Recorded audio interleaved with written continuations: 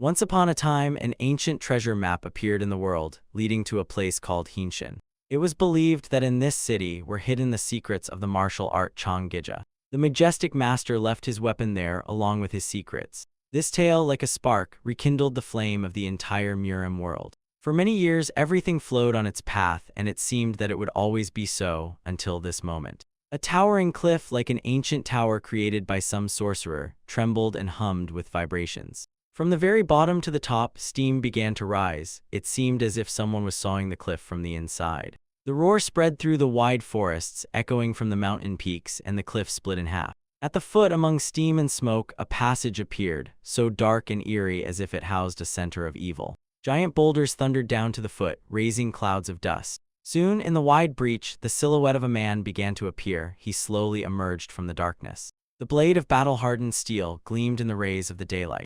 A young boy inhaled fresh air. Finally, he got out of that cave. When his eyes got used to the bright light, he looked around as if seeing such a space for the first time. Raising his head, he glanced at the blue sky. Could it really be like that? The youth thought it was shock after a long stay in the cave. No matter how hard he tried, he could not remember anything that happened before he got there. Sadly lowering his gaze down, he realized he remembered only one thing. He felt anger and craved revenge. That was the only thing he clearly understood. Chonggija, a powerful bearded sorcerer and martial arts master, he was his first and only childhood memory. A bunch of children stood before him as he gave his speech. He said that now they would not understand or believe, but in 10 years they must save the world. Chonggija gathered 100 children, and the hero was one of them. He still remembered that cold look with which the terrible old man looked at them. It was as if there was no soul in his eyes. He strictly ordered them to obey him. He was not talkative and informed that training would start the next day, advising to rest well. At that time, the boy was not afraid of him, perhaps because he was an orphan and had already seen scarier things. When the elder was about to leave, he turned around and added that if anyone thought of escaping, there was no way out from here. His laughter loudly echoed, bouncing off the cave walls. The sorcerer sealed the exit with a rock so that no one could go out or come in. And after that, harsh training began. Sleep, food, everything was under strict control. The children could do nothing on their own. The first skill they learned was the skill of the 3 energies, which encompassed the powers of the earth, sky, and human. Then they learned to practice with the sword, the 3 powers of the sword's energy, as well as how to move their body in space. In other words, they learned everything. Chang even taught them how to walk properly. After 3 years, he gathered them again and told them that they could reach a divine level in these arts. Within 7 years, each of them had to complete the training and become a powerful soldier. The master pointed at the door and said that later they would open this door to overcome the threat that endangers the world. They must train without stopping, honing their mastery to the highest level. Every day the boys trained as the Lord commanded. They knew nothing except each other and what Chonggija taught them. Even then the hero understood that he was not of sound mind, but he could not comprehend why they were really doing this. He hated him, and the only reason he was still alive was the thirst for revenge. The face of the man who stole his childhood was etched in his subconscious as if on stone. It was all because of him, the same thing for many years, day after day, without seeing the sun. The fog that filled the cave was actually concentrated energy, and thanks to this their skills grew much faster. But over time, the energy transformed so much that reality itself began to distort. Holes in space began to appear in the cave, leading somewhere into the darkness. Eventually, from that darkness, something terrible began to emerge, something that had not even appeared in nightmares. Horrible creatures from the otherworld, as ancient as death itself, and their goal was one: to kill. They were bloody, inhuman, like creations of the devil or his sick imagination. That day the gates of hell opened, the bastards swarmed in a dense horde. And there was nowhere to run. The guys had to fight for their lives, although they did not even remember what they were defending. Taking up arms, 100 young men united and fought to the death, just as Master Chan had planned. Using their knowledge of martial arts, the warriors did what they could, destroying these terrible creatures. Every day was full of horrors. Each of the warriors was incredible, but these monsters never ended. It seemed as if all the evil in the world was concentrated in this place, and the young men were the guards holding back this onslaught. It was a battle for survival. Something was trying to slip into this world. The skills that Chonggija taught the children grew much faster than during training. But the monsters also grew stronger, and in the end only one survived. Also, the hero's memory forever retained the last phrase of his friend: the plea to survive Hyunwoo. Looking at the sky, the hero remembered that this was exactly how he was once called, Dan Hyunwoo. Reaching the nearest city, the hero walked along a wide street, looking around. Everything was new to him.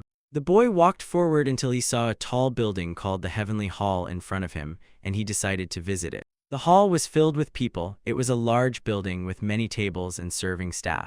The young man slowly opened the entrance door and smelled the aromas of delicious food. Cho Soyeon was the daughter of the patriarch of the Cho clan, and something caught her attention. She immediately noticed the stranger. She could not take her eyes off Hyunwoo and could not understand what was wrong with this boy. She was sitting at the table together with Cho In and asked him to look at that man. It was very strange that he was carrying a sword without a sheath. The girl immediately noticed this detail. Her brother Cho In, looking at the sword, immediately noticed that it looked quite unique. The hero sat down at the table and the first dish was immediately brought to him, a fragrant rice noodle soup. Hyunwoo looked at the dish curiously, trying to remember when he last ate properly. He carefully took the chopsticks and brought the fragrant noodles to his mouth, enjoying the moment. The food was so tasty and tender, the boy was surprised that he didn't even need to chew. It just melted in his mouth. At the neighboring table, the men also appreciated the dish and asked for more. The girl kept glancing at the young man. Something about him attracted her, and she could not understand why. She tried not to show it and not reveal her interest, but still could not take her eyes off him. When the hero finished eating and the waiter approached him, the boy said that it was very tasty. The man was glad that the guest liked the dish and continued standing, looking at Hyunwoo. He expected payment and, leaning slightly, told the hero that it would be 5 puns for the food. The hero briefly spoke aloud, recalling that money was definitely needed. By this, he attracted the attention of everyone around who was sitting nearby. He completely forgot about it. The hero sadly bowed his head, repeating once again that he had to pay, but he had no money. The waiter already began to worry, asking the young man what the problem was and stating that if they ate, they had to pay. The hero looked at the man and calmly replied that he had no money. Pointing with his finger, the waiter noted that the gentleman was very straightforward, and if there was no money, then he should give his sword. Understanding that he was wrong but not knowing what to do next, Hyun simply said that he could not give it, and added words incomprehensible to everyone that he had exchanged this sword for the life of his last friend. Angrily and spitting, the man began to quarrel and shout what that even meant, and that he had no intention of paying at all. The outraged guests and warriors immediately rose from their seats, eager to teach the scoundrel a lesson. Noticing what his sister wanted to do, Cho-in jumped up and loudly called her name. The girl extended a purse with coins to the waiter with a delicate hand to pay for the boy. The beautiful lady immediately calmed the man and he received his money. She could not help but do this. Scratching the back of his head, the rough waiter still could not understand the kind gesture of this lady and stepped back, taking the money. The beauty looked Hyun straight in the eyes and could not look away. They stood without saying a word. The hero looked at her and could not remember what he needed to say now. After all, she had paid for him. Solyun was amazed by his eyes. She realized what had attracted her attention to the boy, eyes like a child who had not yet seen the world. Opening his mouth, Hyun wanted to say something but forgot the words. He did not know what to do in such a situation. He silently turned and left, leaving the girl surprised. He felt ashamed but did not know what it was. Solyun was sure that the boy was trying to say something to her but for some reason remained silent. A lot of questions were spinning in her head. The people who watched this scene were also surprised why this young man just took off and left without saying a word. If any of them were in his place, they would definitely have at least gotten acquainted with the beauty. The guys were looking at the open door, reproaching him for not even saying thank you. Cho-in, calling him an ungrateful vagabond, said that he probably really had no money. And that's not all, he added. The young man felt that he had no inner energy at all. Covering her lips with a finger, the girl pondered, because his sword was truly incredible. Then she remembered a moment she noticed right when he entered the hall. She twitched, worrying about the boy. Everyone would immediately understand that this sword was the work of a master. If he continues to walk without a scabbard, he will definitely get himself into trouble. Going out into the yard, Hyun thought if she paid for him, what should he say to her? Finally, it dawned on the boy. Once in childhood he said thank you for kindness. That's what he should say. There was a large influx of people in the Heavenly Hall. It was the best place in the city to sit with a big company. Almost all the tables were occupied, and people kept coming and coming. The influence of the Muram Alliance was impressive in its vastness. The entire hall was filled with their warriors. Sali and Hanan commented that there was not even a fly's place to fall here, everything was filled with their warriors. Choan also did not expect the leader to personally make the first move and send such reinforcements. The head of the escort bureau, Sima Kal, explained that the bandits with their allies were moving to Henshin. The leader was forced to do this. The man frowned, thinking why so many people were following him, probably because of his reputation. Changija is the strongest martial arts master in the history of Murim. It is said that he even possesses prediction skills and can read the flow of heavenly energy. He is not a human, but a true god of magic and martial arts. In his last years, he created a martial art called the Radiance of the Shadow Sword, and it impressed the whole world. Using trap techniques, Changija passed this skill to an ordinary vagabond and turned him into a master in just 3 years. But this vagabond was recognized as an enemy of the Murim community, and he met a humiliating death. Many search squads looked for Gija, but he disappeared without a trace. Then the patriarch of the Cho clan found a treasure map that hid secret knowledge. That's why so many people are following the patriarch now, Sima said. He was appointed to follow and protect the girl, and he calmed her so she wouldn't worry about the warriors. The girl remembered Hyan and was going to follow him, but her brother was against it, arguing that he didn't know manners and decency. The girl wanted to argue but had to obey her brother, and Sima interrupted her. He reminded that breaking away from the group would be too dangerous, and the alliance leader is expected to arrive here soon. The girl was sincerely upset, but understood that the men were right and agreed. The hero wandered the streets and looked around. He was curious about how normal people live. By the stall, some unfamiliar man was bargaining with the seller and persuading him for a discount. A street musician was playing the flute nicely, and passers-by approached, listened, and clapped their hands. The young man had spent almost his whole life in a cave, training. He didn't know peaceful life and now was just observing everyday life. Some woman was buying a gift for her son and they looked happy. The child thanked his mother and smiled sincerely, and the mother gently stroked his head. For Hyan, it was an incredible contrast. He could not get used to the new after the past events. In the cave, when they were left alone together, they were still full of hope to get out of there. 2 warriors stood back to back, covering each other, and the friend asked Hyan to do one thing. Segi took a promise from the hero that if he got out, he would find his home and tell everything to his father. Hyan then replied that they would get out together, find his family, and he himself would tell everything.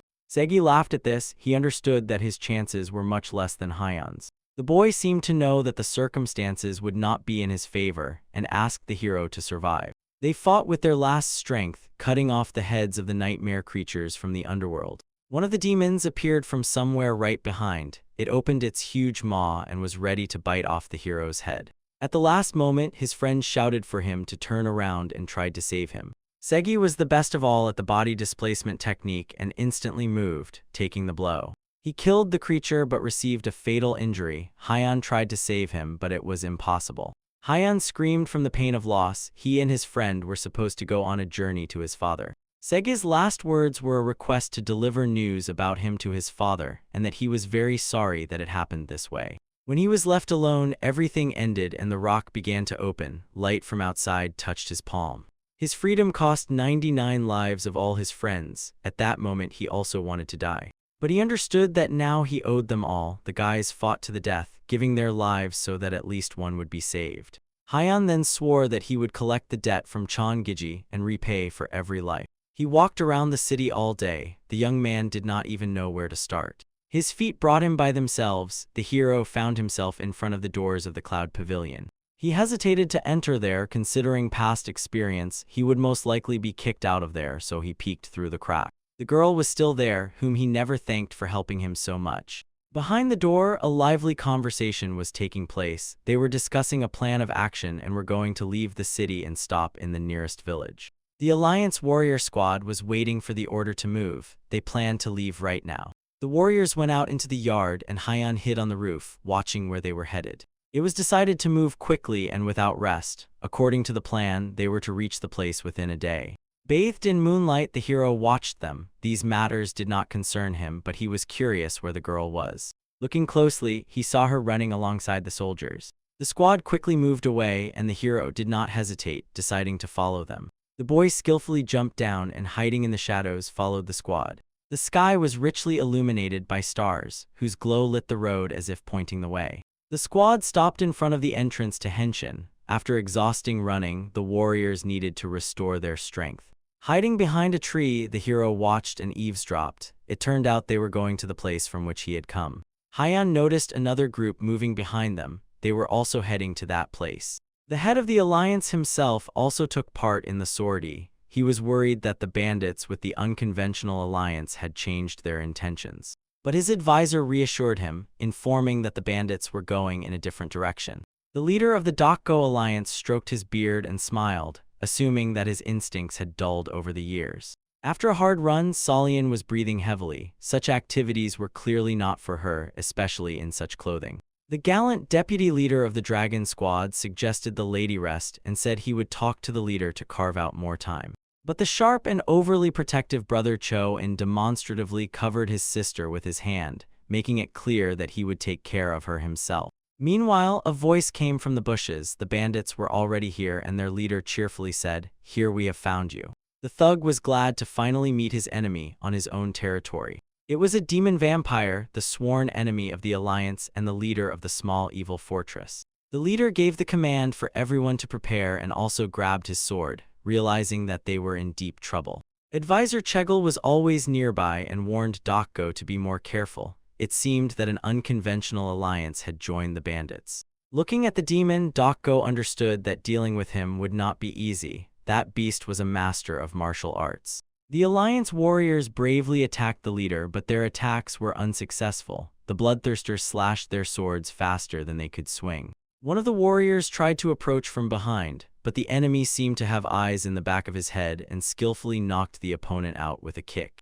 He was like a whirlwind of death. With one leap, the bloodthirster flew straight into the crowd of Alliance warriors. Masterfully balancing, the demon literally ran over heads, knocking out teeth and breaking necks with his boots. The bandit leader tried to break through to the Alliance leaders. All other soldiers were like toys to him. His strikes were fast and precise. He fought like a true demon, confirming his nickname Bloodthirster. Smiling, he said that the kids were finished. Now it was the leader's turn. Meanwhile, Dokgo was dealing with the demon's minions, cutting down one after another fiercely. The demon loudly shouted Dokgo's name to attract his attention and was relentlessly approaching him. Two leaders, two forces met on the battlefield, the bloodthirster of the bandits and the leader of the Alliance. Their swords clashed, blinding the forest with bright sparks and the ringing of blades. Meanwhile, the bandits were winning, pushing back and brutally killing the Alliance soldiers. Barely holding back the attacks of their leader, Dokgo glanced at his people out of the corner of his eye. Chances were slim.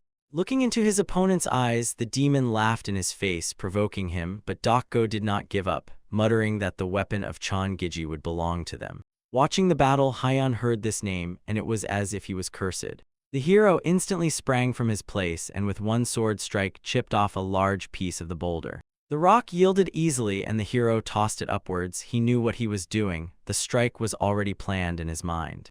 Hyeon jumped above the battlefield and time seemed to freeze. At that moment, everything happened too fast for anyone to react. With a swift sword strike, the hero sliced the stone into countless pieces, giving them incredible acceleration and charging them with energy. A real rockfall poured down on the enemies, killing people with heavy blows. Thanks to his skill of the three energies, the hero was able to control the stone. Stones flew around, knocking enemies off their feet, breaking skulls, bones, causing severe injuries. As soon as the hero stepped on the ground, all the bandits were defeated and the stones still flew in the air, suspended in place, waiting for their master's command. No one had ever seen anything like this in their life. The Alliance leader was delighted and could not take his eyes off. Solian was happier than anyone that this stranger had come, because if the bandits had won, something terrible would have been done to her. Everyone seemed enchanted, watching the stones that froze in place as if weightless. The hero froze in place for a second, as if searching for someone alive, then he uttered only one phrase, "Where Chingija?"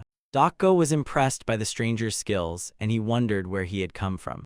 Advisor Chegel thanked the hero for his help and asked why he was looking for Gija here, since that master died 10 years ago. Hyun could not believe and piece everything together in his head. What he heard changed everything. He felt emptiness inside, his goal disappeared, and now he cannot fulfill his promise. The young man thought about how it could have happened. That old man was incredibly cunning and strong. The boy did not want to believe that Gija was dead, for then his life had no meaning. Hyun was so devastated that his state began to spread to everyone around him with an aura of emptiness. The warriors could not block it. The aura penetrated them, infecting like a disease. Even Hyunwoo himself did not understand what was happening. He stood in a silent trance, and energy of emptiness flowed through his body. The Alliance warriors fell into a state where they could do nothing, consumed by the feeling of loss. Hyun endured all the horrors of that place, lost everyone he knew, and fled that hell to take revenge, but his goal was already dead. He remembered the fallen comrades, as his dying friend asked him to tell his family about him. It was as if he found himself there again, lying among his friends who were groaning, dying, and asking for revenge on their behalf. Dokgo, being an experienced master, understood that Hyunwoo was spreading the energy of emptiness and grabbed his sword. If this continued, all the warriors would become powerless. It was necessary to stop it quickly. Realizing that something bad was happening, Solyun turned to Hyun to ask if he was okay. The boy saw the girl and gradually began to come to his senses. He remembered that she had been kind to him. His comrade was also kind to him and gave him his sword with a request that he survive. The reason he survived was the kindness of his comrades. And now, with Gija dead, he could not avenge them. The hero sighed heavily and regained consciousness. The heavy feeling of helplessness passed, and all the warriors also came to their senses but did not understand what had happened to them. Looking around, Dokgo saw that the energy of emptiness had disappeared, and Hyun had taken control over himself. The leader looked at the boy and was impressed by his abilities. Who was he anyway? Solyun called him once again, and Hyun finally reacted, pulling himself together. The clever girl understood and asked the hero whom he was looking for. She turned to her uncle Dokgo and asked him to help the stranger, since he had saved them after all. She looked at the man with such innocent, sincere little eyes that he simply could not refuse. The leader pondered. It was hard to refuse Solyun with her request. But he feared this boy. Almost all the Alliance warriors were captivated by his void energy. Squinting his eyes, he examined the boy, considering his decision. Dokgo understood that Hyunwoo was undoubtedly dangerous. He managed to defeat all the bandits from the unconventional alliance in a second. On the other hand, they had suffered heavy losses now, and keeping such a powerful warrior nearby would be better than letting him go. Finally, he made a decision and firmly said that he agreed. Now everything depended on Hyun, whether he would accept the leader's offer. Dokgo suggested he work for the escort bureau and hoped for his consent. The warriors, smiling, exchanged glances. It was a very serious proposal. But the hero did not understand this and replied that he was not sure. Not just anyone is taken for this job, and Chan-in got angry that the guy was ignoring such a proposal. Did he really want to refuse? Hyunwoo did not pay attention and replied calmly that he would be glad to agree, but did not know what it was. Everyone made a comical grimace, surprised how someone could not know about it, and Solyun gladly decided to explain. Coming closer, she enthusiastically told about this job, that it was a service that transports cargo and protects the client. The other two warriors were not so friendly and treated Hyun with disgust, considering him a peasant. They discussed his sword, and both felt incredible power. The weapon was simply soaked with energy, indicating the uniqueness and power of the artifact. The guys believed that this sword needed a worthy owner, not some peasant. Halan was already thinking about how to take it for himself, but he had to wait for the right opportunity when the leaders would go to Henshin. The sun was already setting and bright rays gently wrapped the mountain tops, but the squad was not bothered by this. The magical mountain Henshin somehow restored itself, and the breach through which Haiyan passed closed. Admiring the mountain with excitement, Dokgo was glad that he had finally found this place, but the warriors were uneasy. The hero silently looked at the place of his imprisonment, realizing that now there was nothing there. He did not know about the legend of the supposedly hidden weapon there, and did not understand why they were searching for this place so much. The commander's eyes shone. He was one step away from his goal and eager to see the secret techniques of Jianjiji. He ordered the warriors to search for the cave entrance, and they diligently examined the mountain. The advisor suggested breaking through the mountain by force and not wasting time searching, but the leader refused, fearing that the records could be damaged. The hero knew where that entrance was and, listening to the argument, thought to show it to Dokgo. But the place from which he had exited was already blocked by stones, and they would have to look for Jiji's secret passage. The hero tuned into the energy of his teacher and felt a faint trace of where it was coming from. Without wasting time, he quickly rushed there, surprising those standing nearby with his behavior. The hero skillfully jumped onto one of the boulders, leaping over several people. He accurately detected the passage and landed where needed, impressing everyone with his jump. Dokgo exclaimed to Hyun in surprise, asking how he found out about it. The hero hid nothing and told that he used to live here. The girl looked at him sadly because this is a terrible place and in general how can one live here. She noticed how Holian and his friend mocked him, and now it was clear why he looked so worn out. The commander loudly declared that he, the advisor, and the dragon squad leader would go searching, and all others must stand guard. The warriors accepted the order and saluted, showing a symbolic sign of respect. The leader bowed and thanked the hero, saying that he was indebted to him again. Hyun did not want to disappoint the commander but still said that there was nothing there. Looking down, he thought to himself that the only thing left there were memories of death. He was still sad for his friends who remained there. This mountain will forever be their grave, 99 children.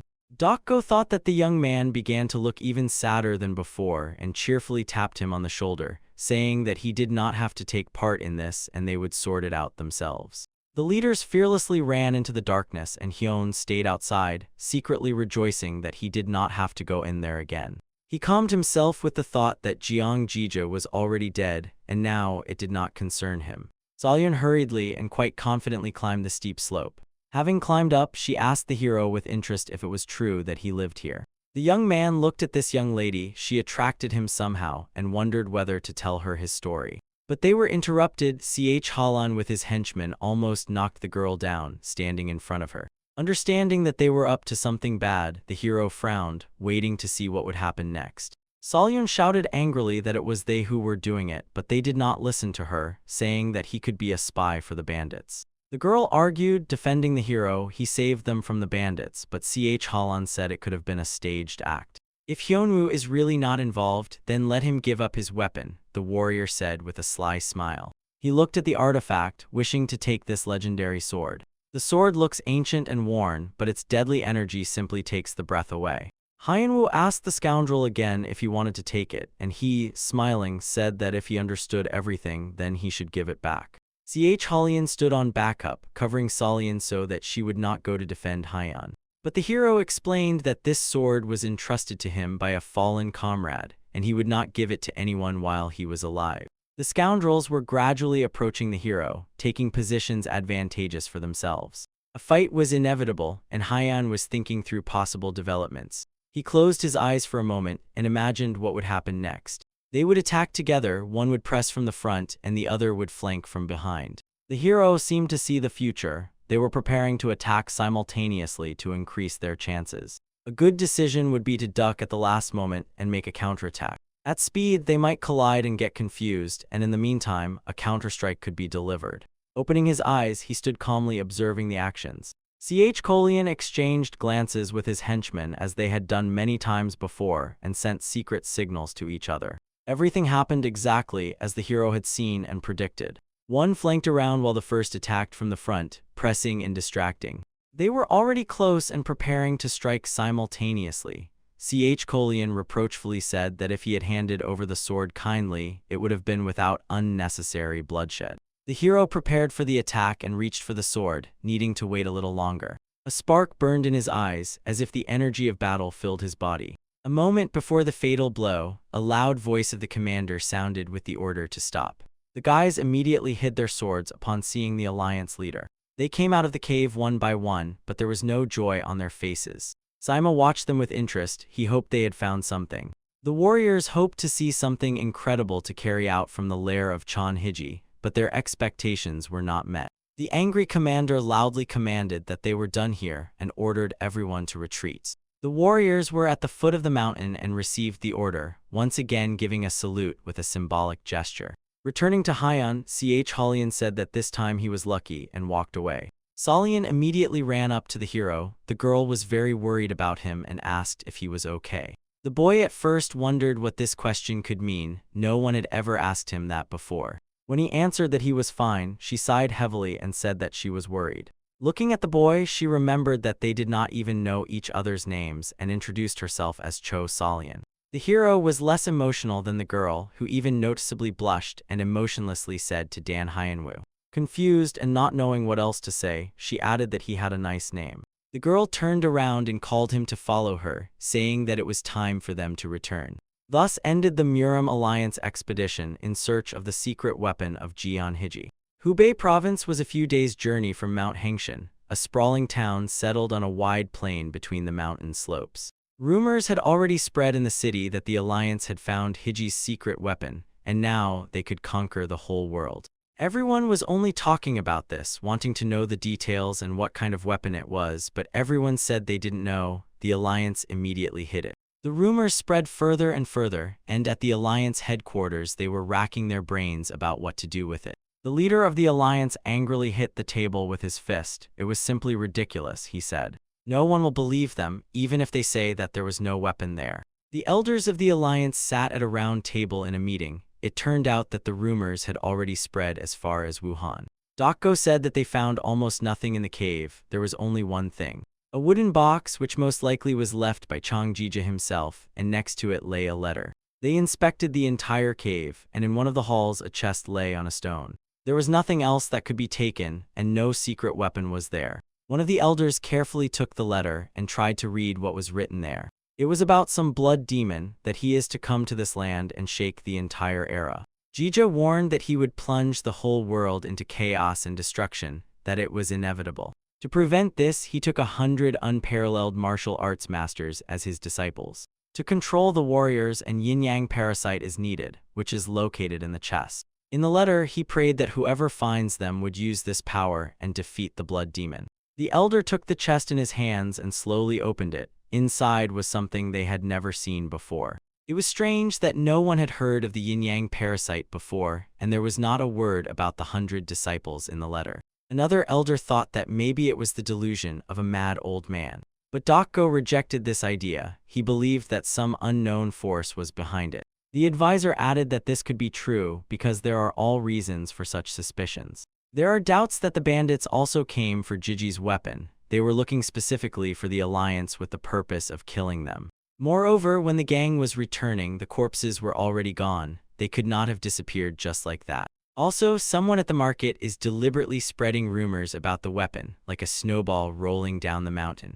The leader noticed that it all looks like a special attempt to draw the attention of the entire martial arts world to the Murim Alliance. The men in the hall looked at Dokgo with concern, wondering who could be capable of such a thing. The advisor explained that first they needed to check the patriarch of the Cho clan, who had handed over the map. One of the elders knew the patriarch well and assured that Cho Ilhan was not that kind of person. Thinking that there might be a spy in their clan, the leader said they needed to find a suitable person to watch over them. Even if Cho was not involved, the traitor could have used them. Meanwhile, the escort bureau returned to the Cho clan mansion, delivering Salyun and her brother home. Saimakal was glad to have delivered everyone unharmed, having completed his main task. Looking at the house, the hero thought that this girl lived here and was surprised at how big and luxurious it was. The head of the bureau, Saima, went ahead. He needed to meet with the patriarch first. Looking at Hyun, the men thought it would be worth taking him with them to the bureau so he wouldn't be hanging around on the street. The hero silently followed them, observing everything around. Salyun, who had not left Hyun's side the whole way, said she had made a sheath for his sword and wanted to give it to him. Looking at this delicate lady, the boy thought to himself why these people are so obsessed with sheaths. She watched how they barely restrained the deadly energy of this sword and realized that it could not be restrained. At first, the power slowly seeped through, and in the next moment tore them apart. Hyun replied to her that, as he thought, this blade did not need sheaths. The girl apologized to him. She should not have said that she could make sheaths for him. Her apologies awakened memories from the cave in the hero's consciousness. He did not understand why she was apologizing. His friend, when dying, also apologized to him. It was he who was dying. Why was he asking for forgiveness? Hyun could not comprehend the meaning of what they were apologizing for. And he spoke to the girl, not expecting her to understand him. The hero asked her never to apologize to him again. He did not want to hear those words anymore. She looked at him as if enchanted and simply agreed, saying she understood. Their conversation was interrupted by Saima's voice, who called Hyun to follow him quickly and not fall behind. The hero turned around and followed him, leaving the surprised Salyun. She watched him go with the thought that she had said something wrong. In the courtyard of the escort bureau, there was a warehouse yard where the cargoes that needed to be transported were placed. Someone shouted loudly for the workers to be more careful and to watch that nothing fell. Looking at the worker carrying the boxes, Hyun thought he looked like a loader. Looking around, Saima shouted loudly, calling Chong, and added that he had a new loader. The sweaty man was moving a huge box. It was Chong, who sighed heavily when he heard about the newcomer. Turning back to the boss, he replied that he would do everything as needed and smiled wryly. Simon knew that Chong was a bit rude, but hoped that nothing bad would happen. Leaving the hero, he wished him luck and told him to study well. Smiling, he waved his hand at him with a look as if he knew something. Chong, smiling, was already walking to the newcomer and said that he would not pay attention to the fact that the boss brought him. There would be no exceptions. Approaching the hero closely, he said that every newcomer must receive their lesson and asked what his name was. Looking down at this man, the hero unemotionally introduced himself as Dan Hyunwoo. Chong's face twisted. He tensed so much that the veins on his temples bulged. Deciding to humiliate the boy, he sternly asked why he was so insolent. Hyun responded by saying that the man had a very ridiculous build, short legs and arms. Chong got angry, called the youth a freak, and clenched his fists, preparing to strike. The man shouted angrily that he wanted to die on the first day. The hero did not understand why he was treated like that and felt threatened. He asked himself what he should do, cut him in half or what. Seeing the hero's sword, Chong immediately quieted down a bit, fearing for his skin. Pointing a finger at the weapon, he shouted that porters are not allowed to carry swords and began demanding that he give it up. Looking straight into Chong's eyes, the hero dryly replied that he could not give it up. The man realized that this was not an ordinary guy. Something was definitely wrong with him. He felt as if death radiated from him. Realizing that it was better to retreat, Chong quickly turned around and said that it was already late. Today we will finish here. The situation was unpleasant, and the hero wondered why so many people wanted this sword. Watching Chong back down, the workers barely restrained themselves from laughing. He always acted tough, but now he had soiled himself. Hearing the laughter, the man angrily roared at the guys that the workday was over, and it was time to go to sleep. The guys exchanged a couple of phrases about how well they worked today and began to disperse. Without looking back, Chong told the hero to follow him. He would show where they sleep. Calming his ego, he thought that if it weren't for the sword, he would have taken down this newbie with one blow. And gritting his teeth, he told himself that he would definitely pay back for this humiliation. The conditions for the loaders were, of course, terrible. They all slept on the floor in one room. Chong waited all night for everyone to fall asleep to take revenge on Hyun. He carefully and quietly got up, trying not to wake anyone or step on anyone. Trying to see something in the darkness, he looked around, guessing that the hero should have already fallen asleep. Quietly sneaking up to his sleeping place, the loser suddenly bumped into something with his face. Not understanding what he had bumped into, the man thought it was a column, but where would it be here? Looking closely, he saw the silhouette of Hyun, who stood like a creepy statue. Frightened, Chong quickly moved back and asked in surprise why he was not sleeping. The boy's eyes were closed and he did not react, while some kind of energy hovered around him. Chong had never seen anyone who could sleep standing up, and he was shocked by this strange young man. If so, then he would notice nothing, thought Chong, and reached for his sword. At that moment, Hyun's eyes opened, but they seemed not his own, so cold that the blood froze in the veins. The thief instinctively froze, afraid to move or look away. In a moment, he saw the hero quickly draw his sword and raise it above his head. Hyun made a strike, and Chong felt a terror he had never felt before. Like an animal caught in a predator's trap, his blood froze in his veins in the moment before death. Looking into these cold glass eyes, he saw and felt his death. He immediately withdrew, pleading for mercy and fear. Chong fell on his back, losing his balance, begging and whining like a puppy. For Hyunwoo, this happened outside of his consciousness. He was sleeping, directing internal energy for protection. He did not always sleep like this. He acquired this skill over many years in the cave. There one had to be constantly alert, even during sleep, lunch, or rest. While one ate, the other defended the position, urging on when seeing monsters. From there came the habit of sleeping standing up. Thanks to strong internal energy, he could wrap himself in it like armor and immediately engage in battle when in danger. With the first rays of the sun, everyone woke up and the workday began. Upon waking, the hero pulled himself up and yawned. He did not remember what had happened during the nights. He wanted to wake Chong and said his name, but after what happened, Chong still could not fall asleep. Hearing Hyun call him, the man jumped up like a madman, trying to say something but stammered and could not say anything clear. He ran away screaming, and the hero could not understand what had happened and thought that he was mistaken. Maybe his name was not Chong. People were waking up slowly and waking each other up. Today they had a lot of work. There was already a pile of boxes outside that needed to be loaded. Getting to work, Hyun threw the boxes with his strength as if they were feather pillows. He tossed several of them into the air at once and jumped after them to stack them evenly right away. He moved so fast that the boxes did not have time to fall, he even pushed them.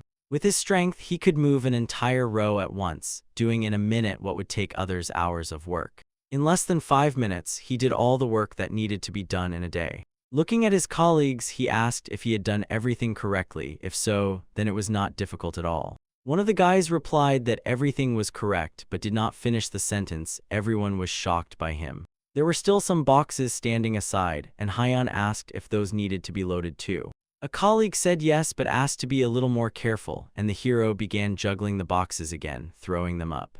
Realizing that they had nothing more to do, several colleagues simply left, wondering about the newcomer, and one of them noted that he would leave them without work. At the door, they met Mrs. Salian, and she thought that they were already going to lunch. She still came to Hyan. His words about forgiveness stuck in her thoughts and did not give her peace. She could not understand what he meant when he said that she should never apologize to him.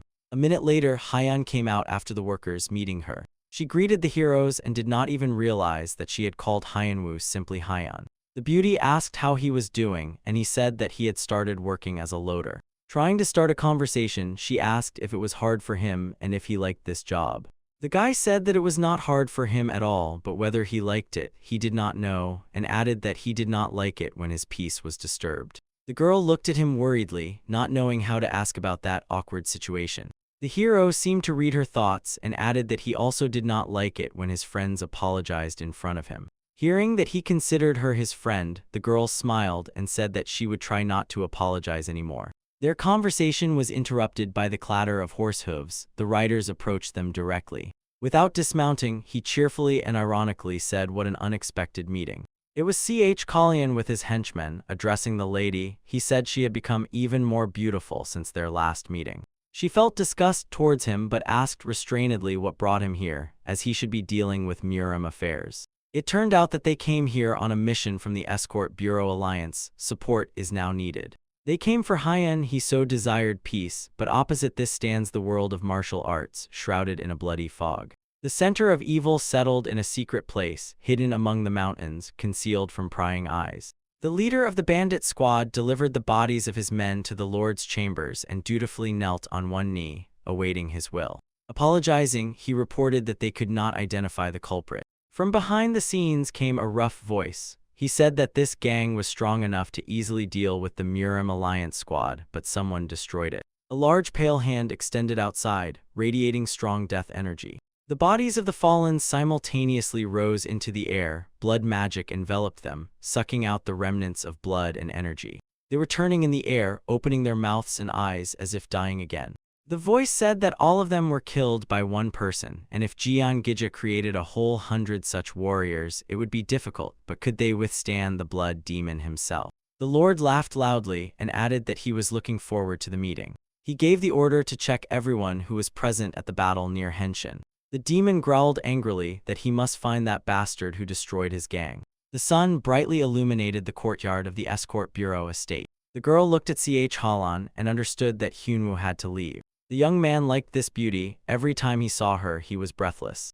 But he still could not understand why she chose another, why Hyan attracted her so much. Why next to her was this ragged Ch. Halan? The girl paid all attention to him. He was very jealous. The loader with a sword looks ridiculous. Why take in hand what you do not know how to use, he said, wishing to humiliate the boy. Turning back to Hyan, she said not to listen to him and not to pay attention. Feeling that the girl was addressing the boy informally in a friendly way, he got angry. The younger sister of Ch. Halan, Pen Myern, understood that her brother was in such a hurry to carry out the Alliance's order in order to see Salian sooner. Unexpectedly, a man approached them, greeted them, and said that he needed Dan Hyanwoo. The hero responded, confirming that it was him, and Salian was sad that she still could not be alone with Hyan. Seeing Lady Salian, the escort warrior Pyo greeted her and reported that he had arrived by the order of the chief to train a new loader who would join the next mission. The girl looked at him anxiously and asked again if he had just started working and already had to go on a mission. Ch. Halan rejoiced at this news. Now he had a chance to get closer to the girl and explain to her that this was exactly his job. The hero replied that he did not know what an escort mission was, but he would not give up his sword. Pio did not understand why this boy was so concerned about the sword and simply told him to follow him. Halon, urging the boy on, added that he should move faster if he did not want to be fired. His sister smiled casually, thinking that these men behaved like children, provoking each other. But looking at Hyan, she realized that this boy was completely different. He did not even react to their provocations. Solian wanted him to at least say goodbye to her, and called the hero when he silently turned around and left. Could he be offended, meaning there was nothing special about him, thought Korean. Hyan, without looking back, told her that he would go after Pio, and the girl watched him go. The hero added that he did not want to be fired. Perhaps he did not fully understand this word. She was really sad and wanted him to show her more attention, but she understood that he really had to go. The hero followed the warrior and did not pay much attention to what had happened. He did not understand the peculiarities of people's attitudes. Pio was actually an exile sent by the head of the Saima Escort Bureau, who sent him so that the warrior would watch over Hyan and to prevent problems during the mission. And he also wanted Pio to somehow get rid of him before he got close to Solian. Pio then looked confusedly at the chief, not understanding why he could not just be told everything as it was. He was already an adult, why treat him like a child? But Saima did not explain, only smiled and added that he would understand when he saw Hyan.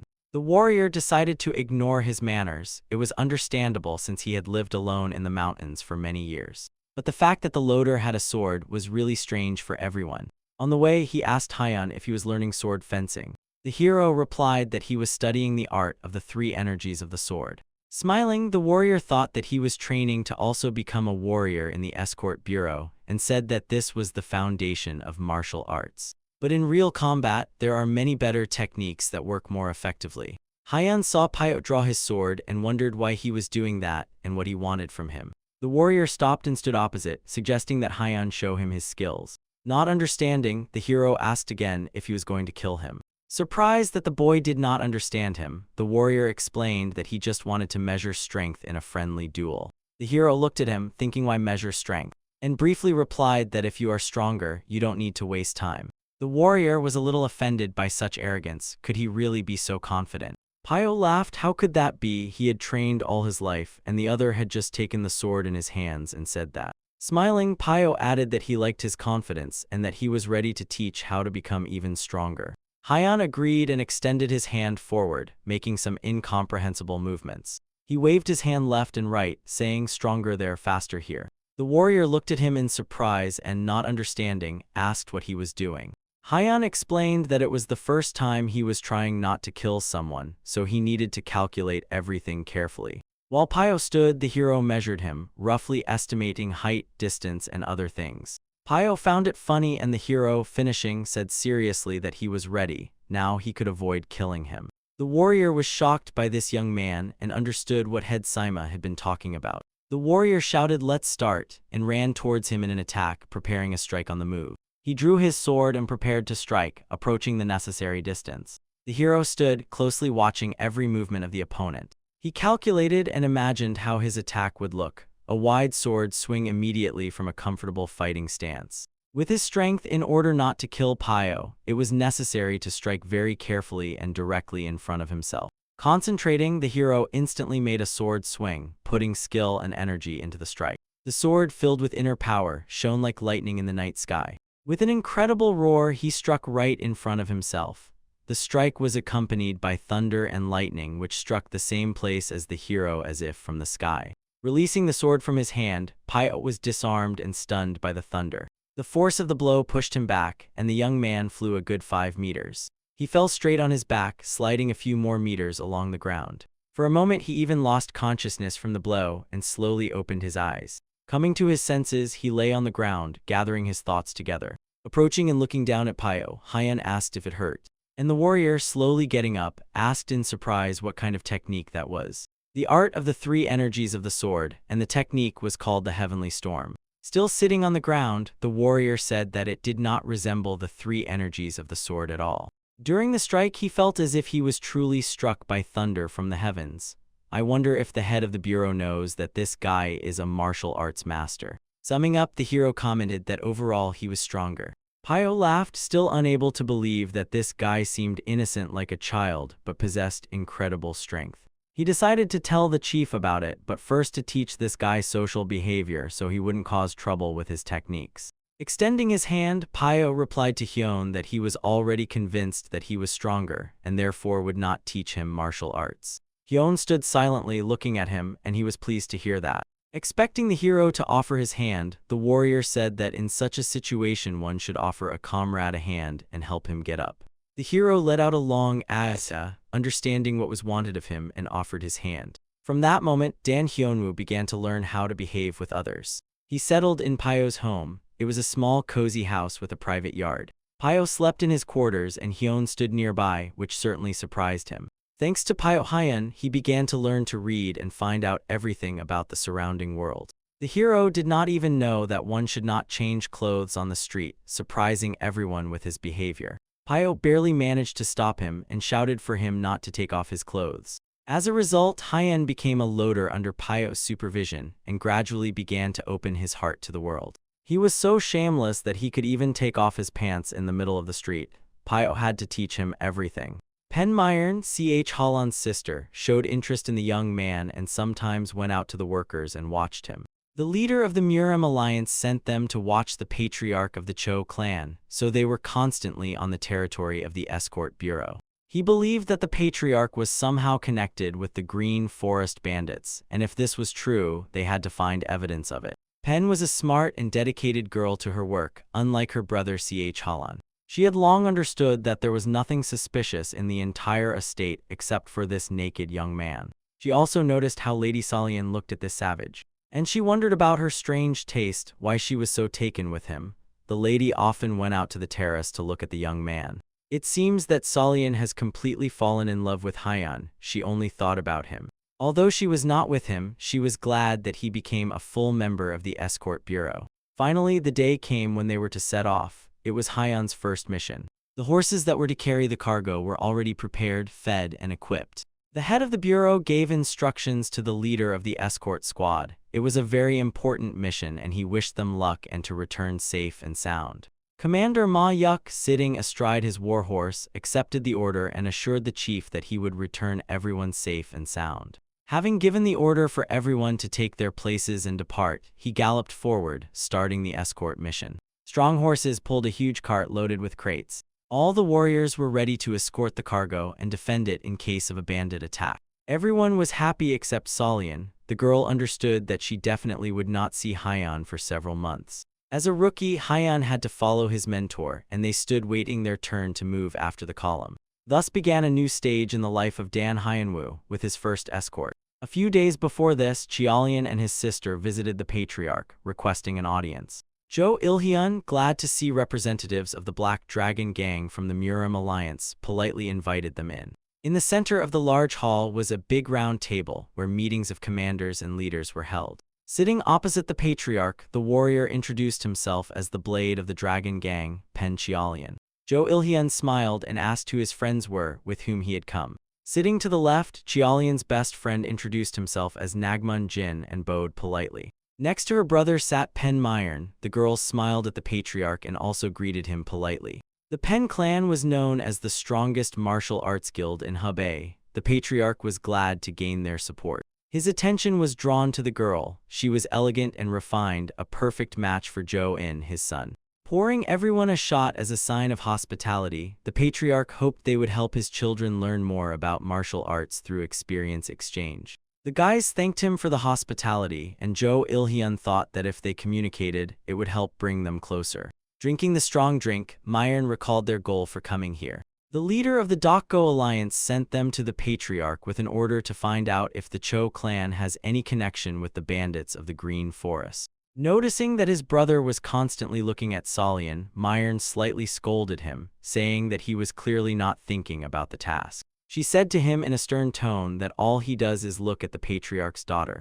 The beauty with the sword really attracted attention. The quite slender girl was skillfully learning martial arts. Myron said that she had been watching them for several days. Solian did not even pay attention to him and only looked at that strange porter. Looking at his sister, Ch. Holland replied that there was no need to worry about him.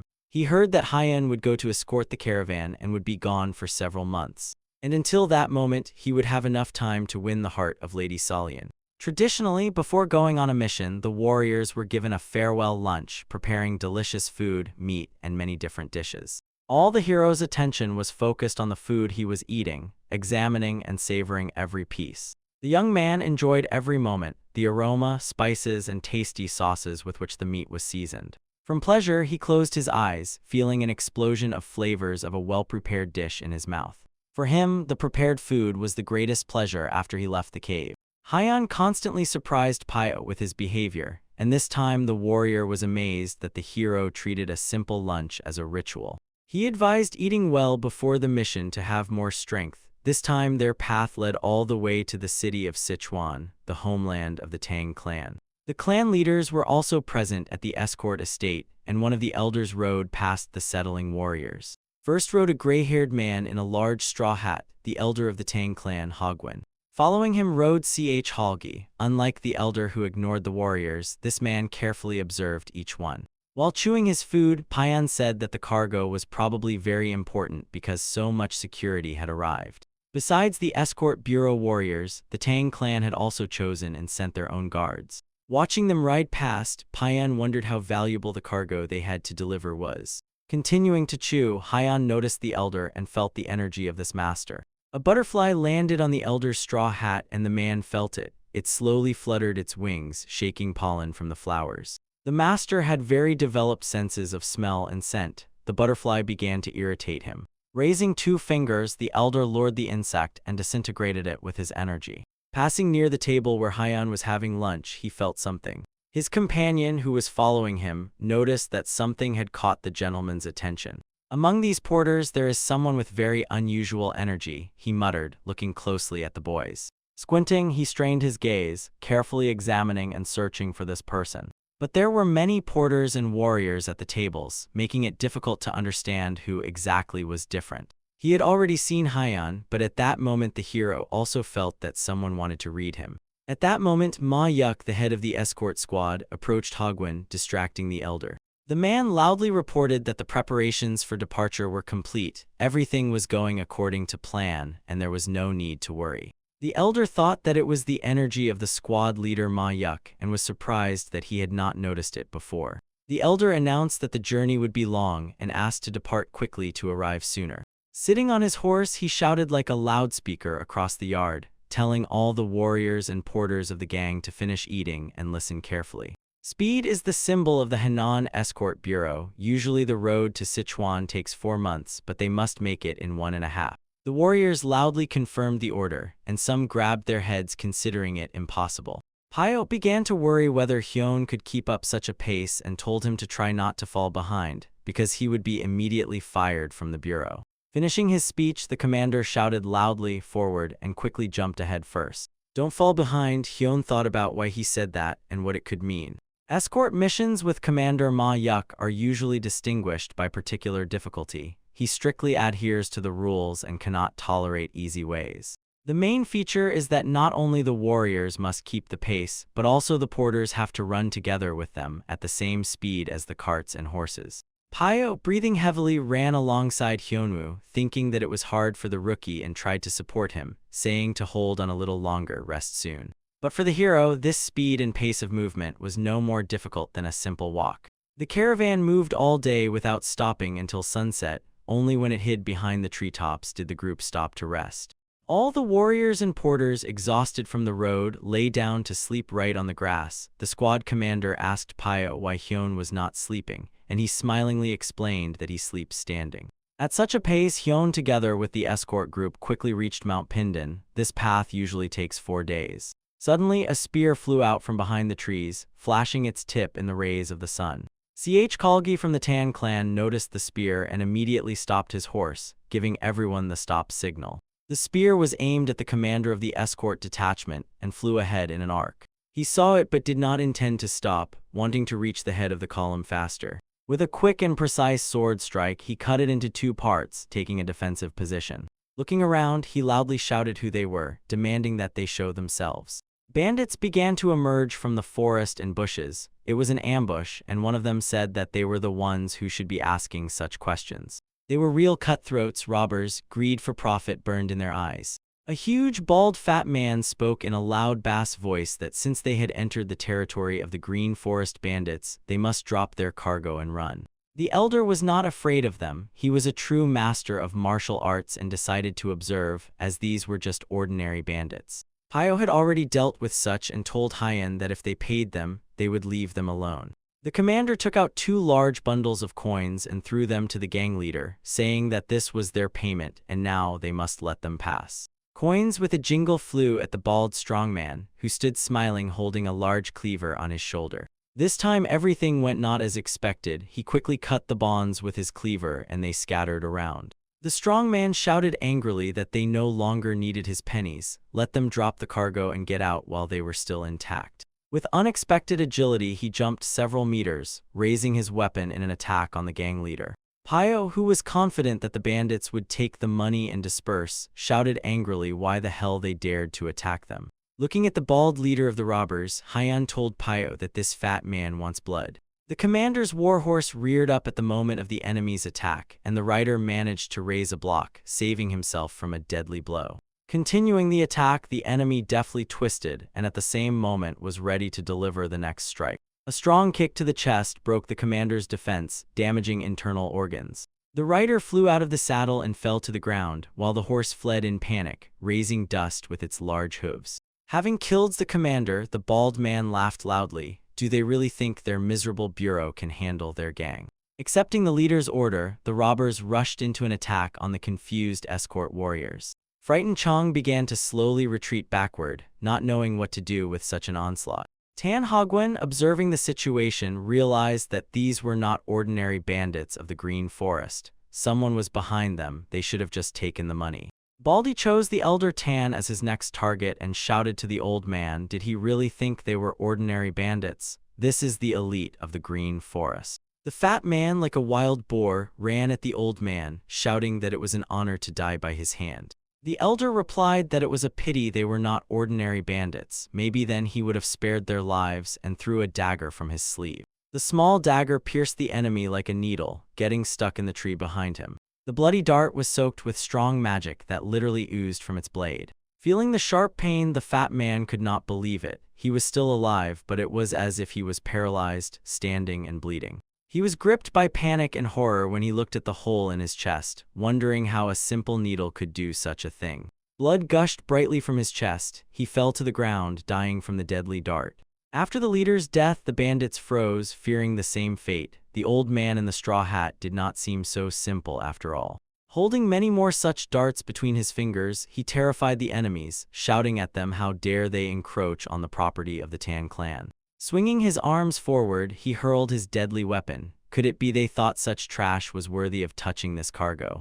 Enchanted darts flew at the enemies like arrows. They were so small that it was impossible to knock them down with a sword. They pierced through bodies, broke bones and armor like a hot knife through butter.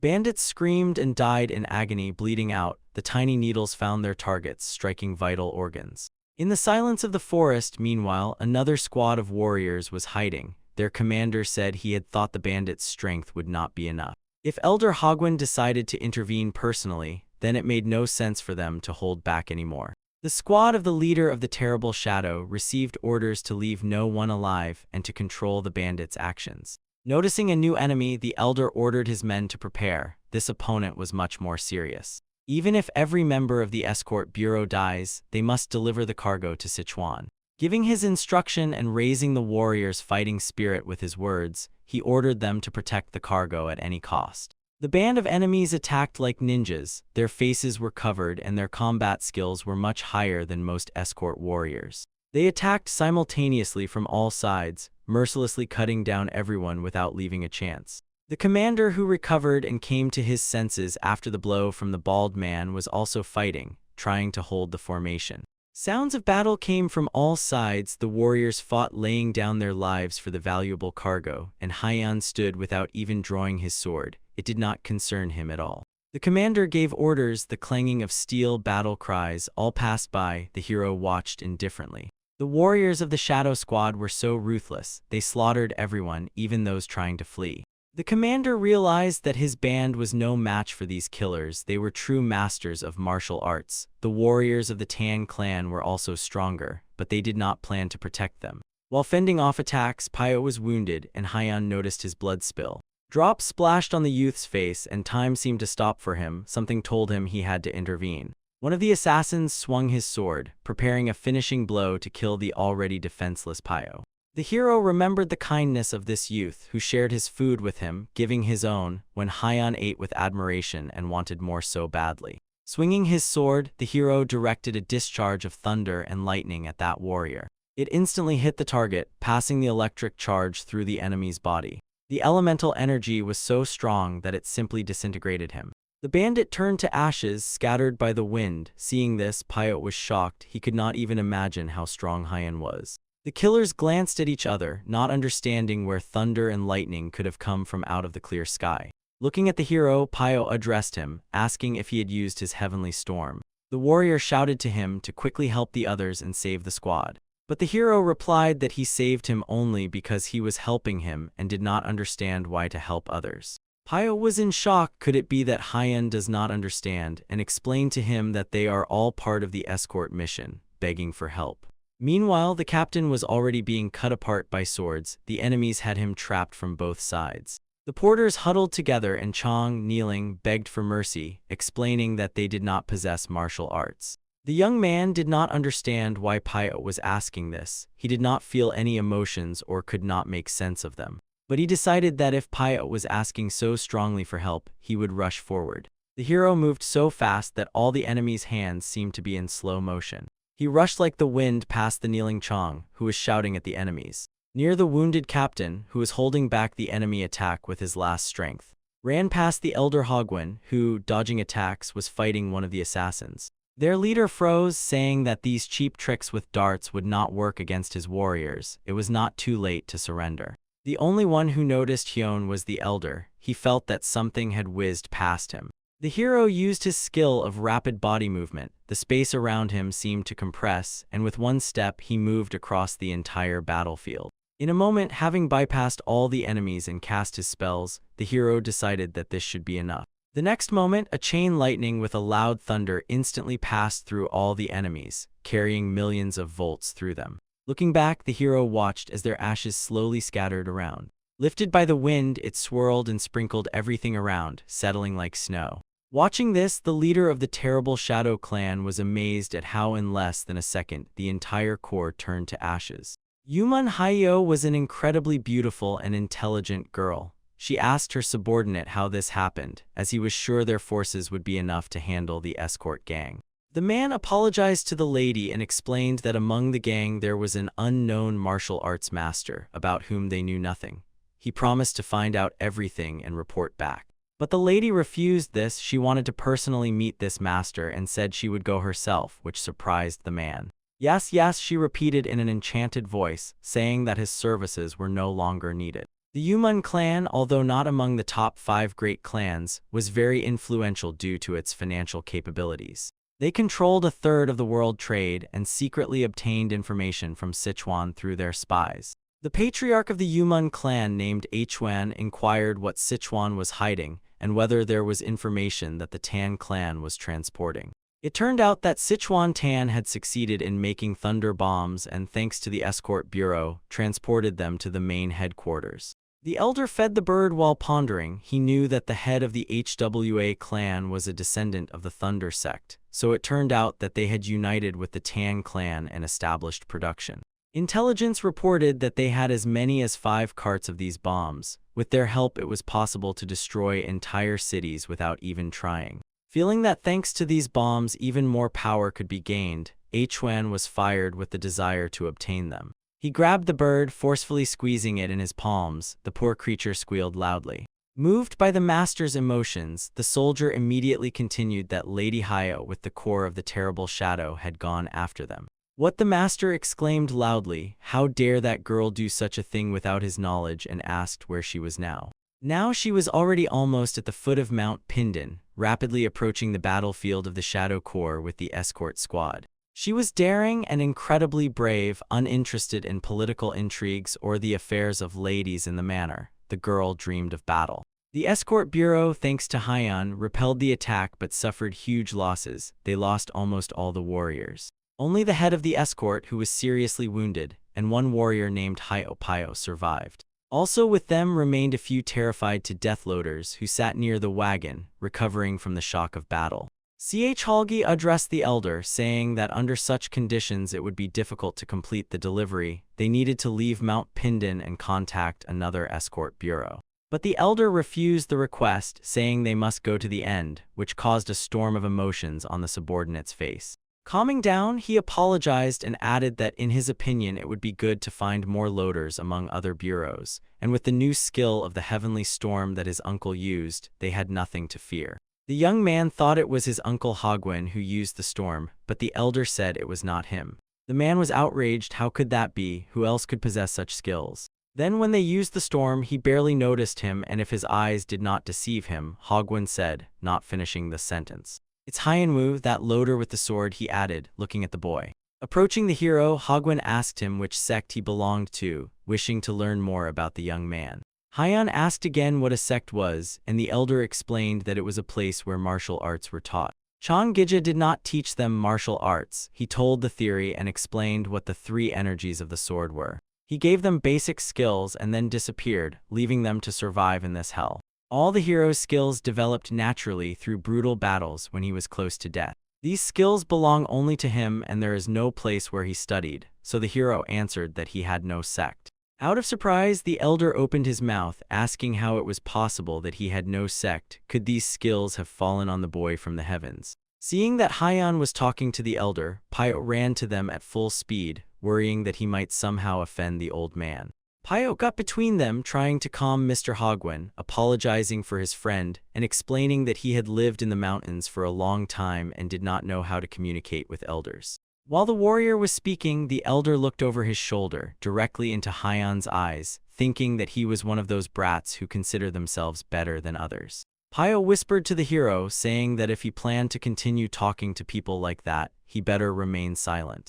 Turning to the warrior, the elder praised him, saying that he was stronger than he seemed at first glance. Looking at the boy, he appointed him to the position of Ma Yuk, head of the escort squad. The elder noticed that Hyan was listening to Pyo, so they would be under the protection of the heavenly storm. It was unexpected for the young man, and he could not accept how he would be able to command the gang. The wounded commander confirmed the correctness of this decision and added that Pyo was left alone, and he himself should return back for reinforcements. Looking at the porters, Ma Yuk said that now he would lead them and must complete this mission.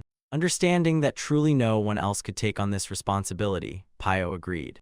Showing a symbolic sign, he said that he did not consider himself worthy of this position but was ready to take on the role of leader and complete the escort mission all the way to Sichang. Everyone reached an agreement, and the elder said that it was already late to travel today. They could rest until morning and then depart. Kalgi looked piercingly at the hero. He still could not understand how an ordinary porter turned out to be a master of martial arts. Thus, unexpectedly for himself, Pyo became the leader of the gang and headed this difficult mission.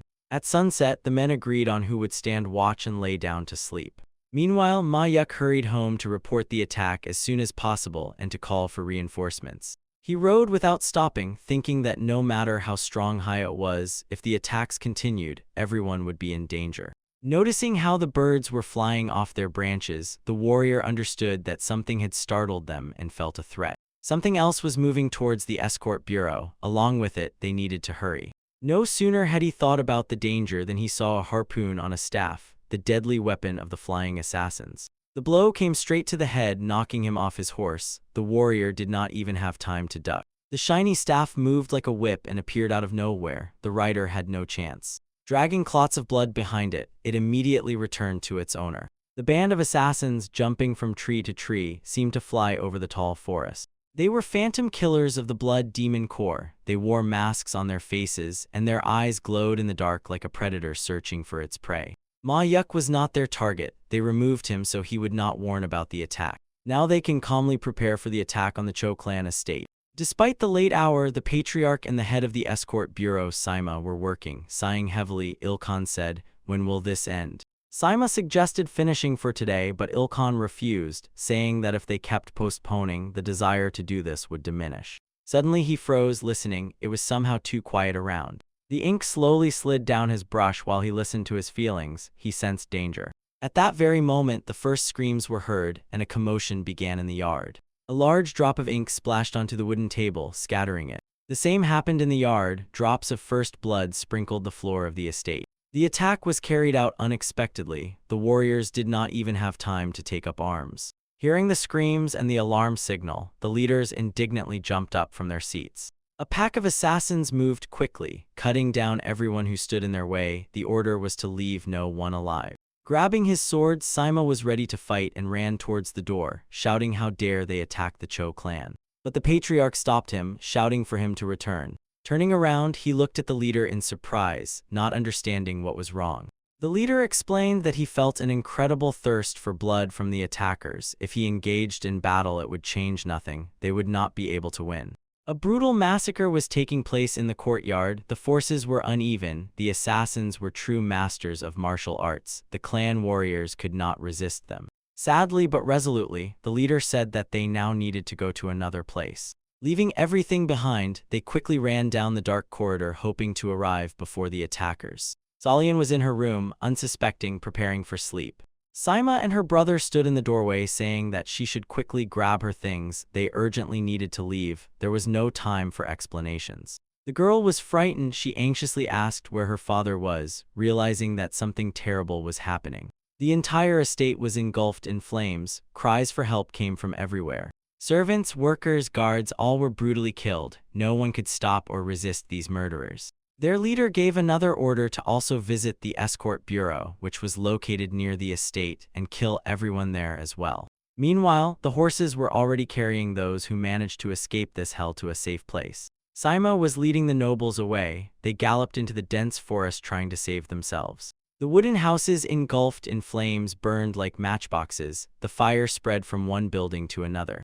Looking back, watching the smoke clouds and the reflections of light from the fire, Solian realized that the flame had engulfed the bureau. The girl stopped the horse, but Saima, turning around, ordered her to ride forward without looking back. She was worried about her father who stayed there, but the man reminded her who her father was and that he could not do otherwise. He Cho Ilhan, the strongest spear and patriarch of the Cho clan. It was his duty, even if he had to lay down his life. Grabbing his legendary weapon, the man swung it, preparing for battle. Releasing energy, he blasted through the wall to the street right from his office. His mastery of spear-wielding was unmatched in the entire Zuchin region. The explosion attracted the attention of the assassins, and their leader looked up, seeing Patriarch Ilhan. He shouted and jumped down, ready to face the fight against a huge number of enemies. The commander of the assassins ordered to bring his head, and the crowd of killers rushed into attack. Meanwhile, Saima tried to bring Solian to her senses, explaining to her that the father had deliberately stayed to buy time for her. Trying to persuade the girl, the brother added that she needed to trust their father, but she still did not dare to leave him.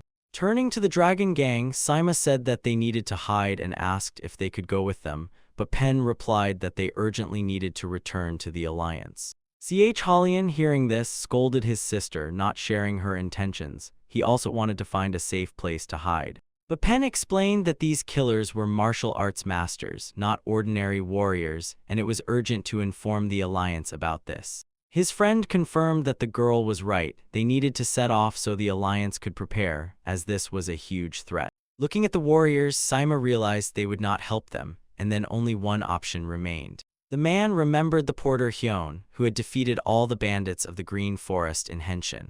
Making a symbolic farewell sign, he said that they would find a safe place. Thus, the company split. The dragon gang left Saima with Solian and her brother and headed to the Murim Alliance estate. Turning to the girl, the man said they needed to hurry. They had to catch up with the escort mission. Solian remembered Hyunwoo. It was a good idea. She believed he could handle the enemies. With tears in her eyes, she hoped that her father would keep himself safe and spurred her horse. The killers slaughtered everyone at the Cho estate. The buildings were burning and corpses covered the parade ground floor. Repelling the first attack of the assassins, Ilkhan was wounded. He leaned on his spear, but his spirit was unbroken. Hoping to find out who they were and why they attacked, he addressed the leader with this question. Among the assassins, a hoarse laugh sounded. A dark silhouette stepped towards him, and the warriors yielded to him. The stranger concealed his appearance. Darkness enveloped him, and only the demon's eyes glowed ominously. Ilkhan shouted angrily for him to show his face. Before death, he wanted to know who it was. Suddenly, a hand stretched out from under the wide cloak. It extended, and at the end were huge black claws. Seeing the hand with black nails before him, the warrior understood who it was, but why was he alive? He managed to utter only the first 3 letters, Chan, before his head was crushed by a deadly grip. The demon roamed the ashes until morning, admiring the flawless work of his phantom killers. Calling his servant, he asked where they were now, and the servant reported that the assassins were pursuing those who fled. Raising his eyes to the Lord, the servant cautiously asked why the Cho clan was destroyed after all. Answering, the Lord asked again if the servant knew what connection united him with Chan Gije. He smiled mysteriously, waiting for an answer from his servant, whom he had baptized as the Bloody Shadow. The warrior knew that they had been rivals all their lives, but everything else was a mystery to him. The demon explained that Gija had restrained him for many years. There was a bond between them that could not be broken, but now he was left alone. It was here, in the Cho clan's estate, that Gija decided to gather 100 disciples to stop him, so it was logical to start from here, the demon explained. Laughing and enjoying the smell of burning flesh, the demon said that this was only the first step in destroying all of Gija's plans. The demon was obsessed with bloodlust. He wanted to destroy everyone, leaving not a single firstborn of the Cho clan's lineage. Saving their lives, Sima, Solian, and Cho-in had been rushing nonstop for more than a day. The killers were literally on the heels of the fugitives, not giving them a moment to rest, but a little more time was needed to catch up with the mission. Tired and wounded, Cho-in lagged behind a little because the constant road wound could not heal and he had already lost a lot of blood. The pace was insane, and the boy could no longer physically keep up. Turning around, Sima shouted loudly to him, "Don't fall behind or else death." Gathering all his strength into a fist, he held on as best he could and shouted that he would definitely catch up. The main thing was to protect his sister. Solian thought that he already wanted to stop and try to buy time for her like a father, but it was already too late. The harpoon caught up with him. The sharp blade pierced the brother's chest through and through, right before the girl's eyes. Sima shouted his name loudly. He could not save him and understood that this was the end. The cord suddenly tightened and the harpoon stuck in the chest cavity pulled the young man back into the thick forest. Cho-in, brother, the girl shouted, begging God that this was just a terrible dream. The phantom killers fully justified their name. They appeared again out of nowhere, catching up with the fugitives. One of them attacked Solian, approaching within striking distance. He said that she was caught and swung his sword. Her horse jumped back in fright and stumbled, saving her life from a deadly blow. Stumbling, he fell to the side and the girl flew out of the saddle and fell on the roadside. A horde of assassins surrounded them and there was nowhere left to run. They like predators drove their prey into a dead end. Solian bent over Sima, who was also knocked out of the saddle. He lay there with tears flowing from his eyes. The man said to her that he only wanted to protect her and save her from death. The girl looked into his eyes filled with sorrow and thought, if they caught up with them, then the father must already be dead. Pressing his sword to the lady, the leader of the phantom assassins said he could not believe they had come so far and praised their escape skills. But now there was nowhere to run. The assassin raised his sword above Solian's head to finish her off. The poor girl closed her tear-wet eyes and endlessly repeated to herself, I don't want to die, save me. At that very moment, lightning illuminated the night sky, striking with a bright streak. The sword that the assassin held in his hand shattered into pieces. Hyunwoo managed in time, giving the girl a second life. Opening her eyes, she first saw a bright light and thought she was already dead. But when the lightning's glow faded, Solian noticed Hyun and could not believe he had found her. The warrior was finishing his attack, and the girl spoke his name, still not trusting her eyes. Looking at the enemies, the hero spoke to her, explaining that he heard her call when she begged to be saved. Tears flowed endlessly from her eyes, but in her soul she was happy and grateful to Hyun that he was here. How he heard her, he himself did not understand. Their gang slowly rode along the road well lit by the moonlight. He was slowly walking, accompanying the cargo, and suddenly stopped, feeling something, and began to listen. Some words, neither voice nor sound, these were thoughts, and he read, "Please save me." Seeing that Hyun stopped, Pyo asked him what happened, no longer surprised by his comrade's behavior. Hyun, without explaining, said he would return soon. He already knew who and from where was calling him, but there was no time.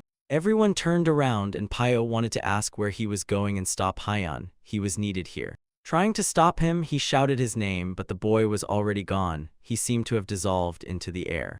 Like the wind, he flew through the forest to this call, thinking how he could hear thoughts, but he did hear them. It was her. When the enemy was already saying goodbye to the last member of the Cho family, the hero appeared here and burned him with his lightning. Seeing the hero, the assassins looked at each other, wondering who he was and where he came from. The dying Saima, hoping for Hyan, turned to him with a request to take care of Solian. The hero heard and understood the sorrow and grief of the dying man but said nothing. It was clear he would do it. Looking the boy in the eyes, the uncle added that this was all he asked. She was his niece and the only one left alive from the Cho clan. The killers decided not to figure out who he was. One more corpse, one less, it was all the same. The enemies were already approaching in an attack, but Hyun didn't care. For him, time seemed to flow slower. He placed his hand on Solian's forehead and calmed her. At the moment he touched her, all the fear and fatigue accumulated in her body began to melt like snow. The boy said to her, "Wipe your tears," and she was able to pull herself together. With his strength and energy, he somewhat calmed her and softened the pain she felt in her heart. When the enemies were a step away from them, the hero jumped up, turned in the air, and drew his sword. He instantly made several attacks, targeting his lightning. The technique's skill lay in the ability to combine sword attacks with the energy of air, earth, and human. The next moment, a thunderclap roared and a chain lightning touched every enemy. As soon as Hyun landed on the ground, all the enemies had already turned to ashes, leaving no trace behind. Seeing this fury of the elements and how 24 killers instantly turned to ashes, the girl could not believe her eyes. Looking at the hero, she thought that if she had such power, she would definitely be able to protect her clan. She envied him a little but understood that this young man had probably sacrificed his life to achieve such mastery. Touching the earth mound with her hands, the girl said goodbye to her loved ones. They buried her brother and Uncle Saima. She made a promise to herself that she would return and bury them in a more decent place. Bowing her head, Solian sadly asked her friend what she should do now, how to live on. She was left alone without a brother, father, and had no relatives left. She had nowhere to go. Hyan pondered, highlighting this word for himself, alone. He was also alone, and none of his brothers remained. He alone survived in the hell of the mountain and got out into this world, leaving behind all who were dear to him. Lady Solian was the first to extend a helping hand to him, and he must thank her for that. He briefly answered her question with one word, "What to do, live," said Hyan. One must thank those who made it possible. Live as you wish, for that is what her loved ones gave their lives for. She thought about his words, how to live as she wants, before everything was decided for her. Suddenly she said that she also wanted to join the escort gang. Hyan did not quite understand how to behave with a lady, and simply grabbed her hand with a quick movement. Something resembling a smile appeared on his face and he said to her, "Then let's go quickly and hold on." She did not understand what he meant and looked at him waiting for explanations. But at that moment he jumped into the air, pulling her along. They both became weightless, as if transformed into the wind. The girl gasped from such a rapid ascent. She had never moved so fast, not even on her horse. It was an unusual art of movement, like a real flight. They were not running, they were truly flying.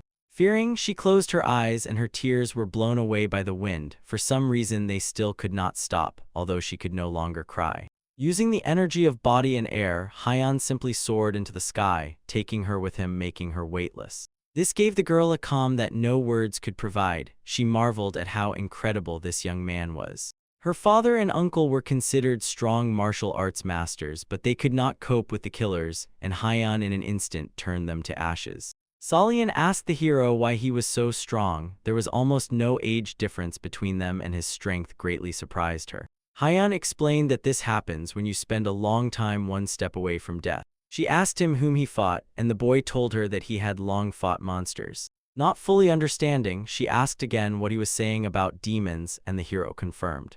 The girl was filled with curiosity. Hyan had never told her about his life before, and she knew almost nothing about him. It was hard for him to remember all that, he thought. Does she want him to tell her about hell? Memories began to appear in his head about how he fought with demon bosses. He had to tell her all about it. To tell her how he had to climb the mountain with the bodies of his 99 friends. To tell how he thirsted for revenge about Chong Hidzu, but it turned out he was dead and revenge was never achieved. Flying over the green forest directly towards the sunset, he did not want to tell this now and said maybe later. Finally, they reached the place they had been so eagerly rushing to. Surprising everyone, they easily landed on the ground. Pio immediately called out to Lady Solian upon seeing her, and she was also very glad to see him. The heroes arrived at the band of the last escort mission, and the warrior Pio ran to his lady, wondering why she was here. When everyone understood what had happened and the events came together, Pio suggested the thought that Chong Hidzu was still alive. The boy attracted the attention of everyone around with his assumption. They were waiting for explanations from him. Especially Hyan, hearing this news, he asked again, is his friend really sure that Hija is alive? When Hiro and Salian arrived and told that the Cho clan was destroyed and the escort bureau no longer exists, Pio was shocked. The loaders also did not know what to do now. They grabbed their heads thinking about what would happen to them next. They would have to look for a new job. Seeing that the motivation and fighting spirit of the loaders had completely fallen, Salian apologized for bringing such news during the mission. Waving his hand, Pio said that she should not worry about it. It is much harder for her now than for everyone else. Looking at the loaders, he understood that they needed to be motivated, otherwise they would not be able to complete the mission. Pio lowered his head in thought, recalling how he himself used to be a loader. Soon he had an idea. He addressed the people, encouraging them. The warrior said that for this mission they would receive a substantial payment, and with such an amount each of them could start a new life. Looking at Lady Salian, the young man added, or they could found and rebuild a new escort bureau headed by her. Looking confused at the warrior, she thought, is he really serious? She had never been a leader. But the girl thought there is hope in his words, and besides, she bears responsibility for the people who worked in the Cho clan. Taking responsibility, she could become as strong as Hyan and avenge the fallen relatives and others. Having listened to everyone and understanding that finally everyone had reached an agreement, the hero asked again, when we are leaving. Slightly lifting the mood, the caravan set off, continuing its mission. The horses pulled the carts and the warriors marched behind. Kalgi, who was riding behind his uncle, looked at him and asked again about Salian, whether she was really the daughter of the patriarch, but Tan Hogwen replied that he should not even think about her and focus on the mission. The elder began to worry when Hyan left the group. As long as he was escorting the cargo, he could take anyone with him, whether a girl or a tiger. Having reached a more or less normal road, the squad began to pick up speed, and the carriers were already running at their maximum speed. Lady Salian held up well and ran without falling behind. She was immersed in her thoughts about Hyan and the monsters he fought. She was curious about where this place was. She had never heard of such a thing and what really happened to him. This boy was like a chest full of secrets. Catching up with the hero, she matched his pace and asked if he could tell her about what they had discussed while flying. But Hyan decided not to answer and again dodged her question, asking her if it was true that Jeong Gija was dead. The girl was sure that it was so. If you believe the rumors, everyone unanimously says that he died 10 years ago. The hero on one hand felt joy that this scoundrel had perished, and on the other this death deprived him of the possibility of revenge. Hearing their conversation, Pio intervened and shared his opinion. The boy believed that Jeong Gija was still alive and hiding somewhere. This is how Hyanwoo learned that his enemy might be alive, and Salian looked at Pio in surprise. Looking straight into his friend's eyes, the hero asked again if he was sure about this and where such information came from. Then Pio explained that the information in the reports about his death did not match. Rumors usually have a single source, but here people just believe in his death without evidence. It felt as if someone had shouted to the whole world that Chong Gija had died so that everyone would believe it. Interested in this theory, Salian asked Pio who could have spread such rumors and why. The warrior was not sure, but he thought it was done to hide from the community's eyes. And these rumors, in his opinion, were spread by Chong Gija himself, but why he decided to hide was unclear. There was logic in Pio's words, and the girl looked at him with wide, surprised eyes. If this was true, this news would shake the entire martial arts world. Hyan believed Pio's words. Such a powerful sorcerer and warrior as Chong Gija could not have died so easily. Seeing something ahead, Haven, who was leading the caravan, shouted for everyone to stop. The caravan's path was blocked by a carriage. It had a broken wheel and the crew could not fix it. They apologized and explained that they did not have spare parts to repair it. 3 young lads, having greeted and shown a sign of respect, asked if the caravan could take their young lady with them and deliver her to the nearest settlement. Hogwen looked at them sternly with an appraising gaze. The symbols on their carriage indicated that they were from the Yumun clan. The elder was no fool. He understood that information about the cargo had already leaked and that this carriage was definitely not a coincidence. As soon as he apologetically said that it would not be possible, the carriage door opened and someone's knee appeared, clad in a long dress. It was ManHwa, the daughter of the patriarch of the Man clan. She peeked out seductively, adjusting her hair and shooting her little eyes. The girl made an incredible impression. Everyone who saw her was captivated by her beauty. The warriors and porters began whispering and blushing, marveling at the incredible beauty of this lady. Only Hyan was indifferent to her. With an elegant step, she stepped onto the edge of the carriage and immediately pushed off, jumping forward. She was weightless like Hyan when he flew, using a similar technique. She slowly, like a feather, flew over the heads of the captivated men. At that moment, all the men lost their minds and desired her as if she had enchanted them with her beauty. They were so captivated that they could think only of her beauty. This girl could conquer states with a single glance. For a moment, even the elder Hagwon lost vigilance and could not concentrate on anything else. She seemed to be walking on air, and the scent of her perfume spread around, driving men crazy. And at that moment, she calmly settled on the cart with the cargo, lightly landing on it. Straightening her hair, charmingly smiling, she crossed her legs and enchanted everyone. The guys looked at her knowing that sitting on the cart with the cargo was forbidden, but they could do nothing. Hyan did not react to her at all. A girl is just a girl. She did nothing bad, did not offend anyone, and overall he did not care about her. Even the old man blushed at her beauty, although at his age he had seen many beautiful women who wanted to seduce him, but this one was truly a hot piece. Surprised by Tan Hagwon's reaction, who allowed her to ride to the nearest village, Pyo thought, could it be that he also succumbed to her charms? Looking at the elder, the girl thanked him in a seductive tone, adding that she hoped they would take good care of her. The warrior gasped when he realized that the same had happened to the old man, and he felt a little ashamed for him. Gathering his thoughts, the elder addressed her, saying that the cart was carrying cargo and offered her to move to him. Next to her place walked Hyan. They slowed their pace and moved moderately. The road did not allow increasing speed. ManHwa did not really want to ride on the same horse with the old man and actually had other plans, so she politely declined. The old man frowned and thought to himself that as long as Hyan guarded the cargo, nothing would happen to it. Turning back, he commanded to move out and then rode ahead, hoping there would be no more surprises. The cunning girl lightly smiled with her charming thin lips. Everything was going according to her plan. Her people walked beside her, using whispering techniques, communicating among themselves and rejoicing that the old man agreed so easily. They checked all the members of the escort gang and reported to their mistress that there was only one warrior here, and all the others were porters. She also examined all their energies and found no martial arts masters except Tan Hagwon. While escorting the cargo, all the men periodically looked back at her and blushed when she caught their gaze. She wondered why with such weak security they were carrying such valuable cargo. 5 carts of thunder bombs. This was no joke. These bombs were made by the Thunder Sect and could reduce any city to ashes in a few minutes.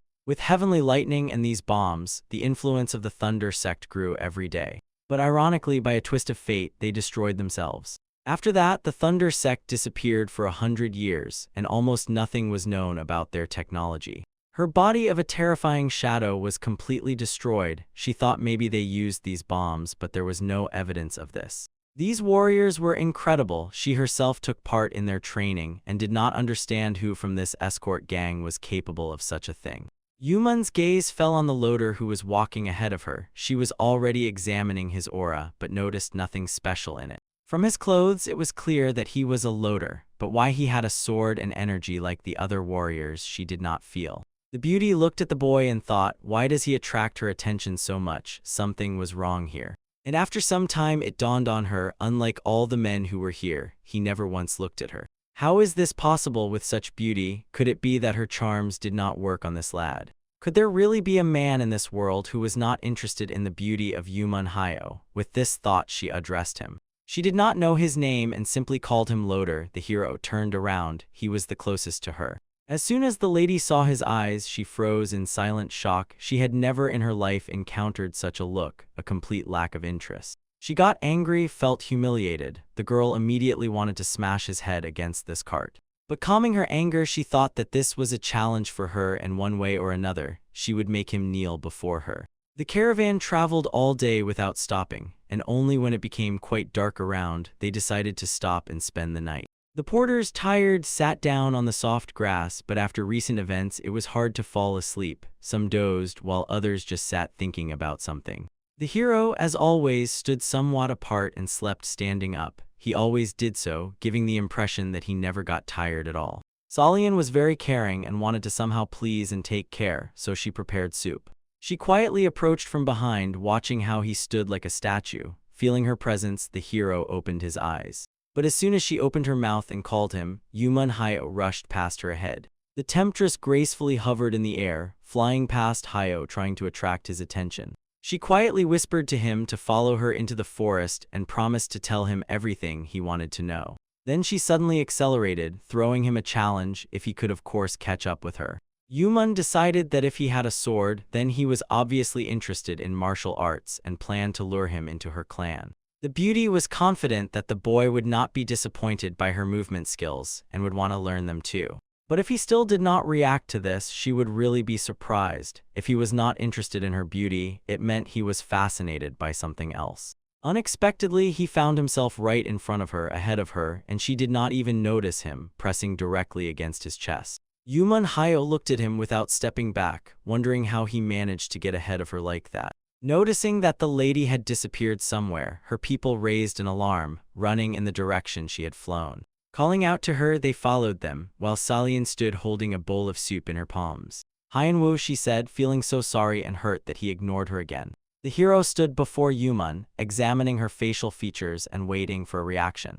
Even in her clan, this art of movement is not mastered by everyone, like an ordinary porter capable of such a thing. Realizing that he was definitely not an ordinary person, the girl frowned and asked who he really was. The hero replied in a calm and even tone that he was Dan Hyenwu and wanted to know where Chonggija was, and asked her to speak quickly because his soup would get cold. The lady did not expect such a question and replied confusedly that she also did not know where he was, thinking to herself, what soup? Not receiving an answer to his question, the hero was already thinking about the delicious dinner Salian had prepared. Turning around, he told Yuman that if she did not know, he was leaving. The girl tried to stop him by shouting that she still had a question for him, but the hero did not listen. Her guards were already running towards the meeting, having drawn their weapons and prepared for an attack. They shouted what he had done to Lady Yuman. One of them began to draw his sword, reproaching the hero for daring to raise a hand against Lady Yuman, preparing to kill him. The lady loudly shouted to her warriors to put away their weapons. It was an order, she shouted angrily. Seeing the warriors before him, he was already ready to accept the fight, but he heard that Yuman was recalling them. Having drawn their weapons and rushing forward, they were already ready to attack like mad dogs at a stranger. But Hyan instantly disappeared right before them, as if dissolved into the air, leaving the soldiers stunned. Lady Yuman realized that this was not an art of movement. He simply vanished. How was that possible? She had never seen anything like it. The hero rushed like a gust of wind back to his dinner. He could literally dissolve into the air and turn into the wind. Salian screamed, "Oh God," when he almost knocked her off her feet, hurrying back. Opening her eyes, she looked at her hands and was surprised where the soup had gone. There was nothing in her hands. The full bowl of soup seemed to have been blown away by the wind. What would she say to Hyan now? Meanwhile, he was already standing nearby, savoring the prepared food, enjoying the taste. Taking a sip, he said that it was very tasty and good, that he hadn't cooled down yet, and Salian, sharply turning around, noticed that he was already standing nearby. She asked where the person he was chasing was. The hero replied that he didn't know, he would return when he wanted. Salian was curious about something and she asked about Lady Yuman. She is so beautiful, what does he think about her? She is beautiful enough to seduce any man, the hero replied, embarrassing the girl. Blushing a little, she delicately asked Hyan if he considered her attractive. The hero looked at her with an appraising gaze, asking if she meant herself. The girl looked at him and repeated the question, adding that yes, how does he think, is she beautiful? The hero did not want to offend her but decided to tell the truth and simply said that she was different. The hero explained that he did not like women like Yuman, she was too beautiful. Salian blushed even more. It was a very delicate topic and she asked, not understanding why exactly. The guy explained women like Yuman are undoubtedly attractive, but seduction of such a woman can lead to death. The incredible beauty and at the same time commander of the squad of the terrifying shadow ManHUA could not believe it, but it was really this loader. Without a doubt, he is a master of martial arts and destroyed her squad. The girl gave the order to closely watch him. So far, apart from his full name Dan Hyunwoo, nothing else was known about him. The escort mission was approaching the destination in Sichuan. The caravan moved quickly, hoping that it would all end soon. Solyun ran behind Hyunwoo and wondered what the boy meant when he said that the temptation of a beautiful girl often leads to death. Besides, Solyun followed Pyo. Addressing the lady, he warned her to be more careful now than ever. He explained that the closer they were to the goal, the tenser the atmosphere became. It was always like that in all missions. The feeling of danger never left Pyo, and now he felt the same. Tan Hagwon and his nephew Halgi felt it even more sharply. Their skills were more developed and they were in combat readiness. Tomorrow they were to arrive at Tan's main headquarters, but the danger from the Black Viper sect still remained. This sect has grown significantly over the last 10 years. A huge number of their followers could threaten the Tan clan. Watching the clouds, listening to the wind, the elder understood that something was approaching. He thought about how it happened that information about the cargo leaked from the Tan clan itself. Solyun addressed Hyan and conveyed Pyo's words, warning about a possible ambush. But the hero already knew about it and surprised the lady by saying that there were about 100 people there. Manhwa smiled upon hearing these words. She did not doubt Hyan's abilities, but what he said seemed funny to her. The feeling did not fail, and after some time the loaders noticed blurred silhouettes in the sky. A band of warriors used flight techniques. They quickly approached attack range. Hyan reported that this was the first wave and there were about 50 of them, followed by another group. Elder Tan shouted to Hyan not to interfere. He had already faced these enemies and would handle them easily. The old man skillfully jumped off his horse, waving his sleeves and releasing his deadly darts. He ordered Hyan to protect the cargo, while he and his men would deal with these scoundrels. The guys carefully watched the battle, keeping their distance, and Pyo worried whether the elder would manage. Turning to his friend, the hero assured that the elder would manage. He was almost victorious. The darts accurately hit their targets, massively destroying enemies, piercing through and knocking them down mid-flight. The elder's retinue was also quite well prepared and skillfully repelled the ground attack, finishing off those who managed to evade Hagwon's magic. The number of enemies in such battles did not matter. Everything was decided by the preparation and skills of the warriors. Watching how the Tan clan was breaking the enemy band, Manhwa could not hide her emotions. She realized that she had greatly underestimated their capabilities. The girl wondered how it happened. Could her clan be so overconfident as to so underestimate their enemy? Glancing at Hyunwoo, she thought that he had not yet joined the fight, and they themselves had so easily killed 50 men without any losses. Yumun's people turned to the lady using the whisper technique and reported that they would not hold out in such numbers against the Tan clan. The girl frowned and told her people that in that case they would have to retreat. Clenching her teeth, she began to get nervous, thinking about how to give orders to her people without being noticed. Suddenly, Hyan intervened in their conversation, saying that if she wanted to leave and tell the people to retreat, he would not stop her. Hearing how Hyan responded to them using their technique, the warrior was stunned, asking if he had heard correctly. The hero had been hearing and understanding what they were saying all along, just not revealing himself until that moment.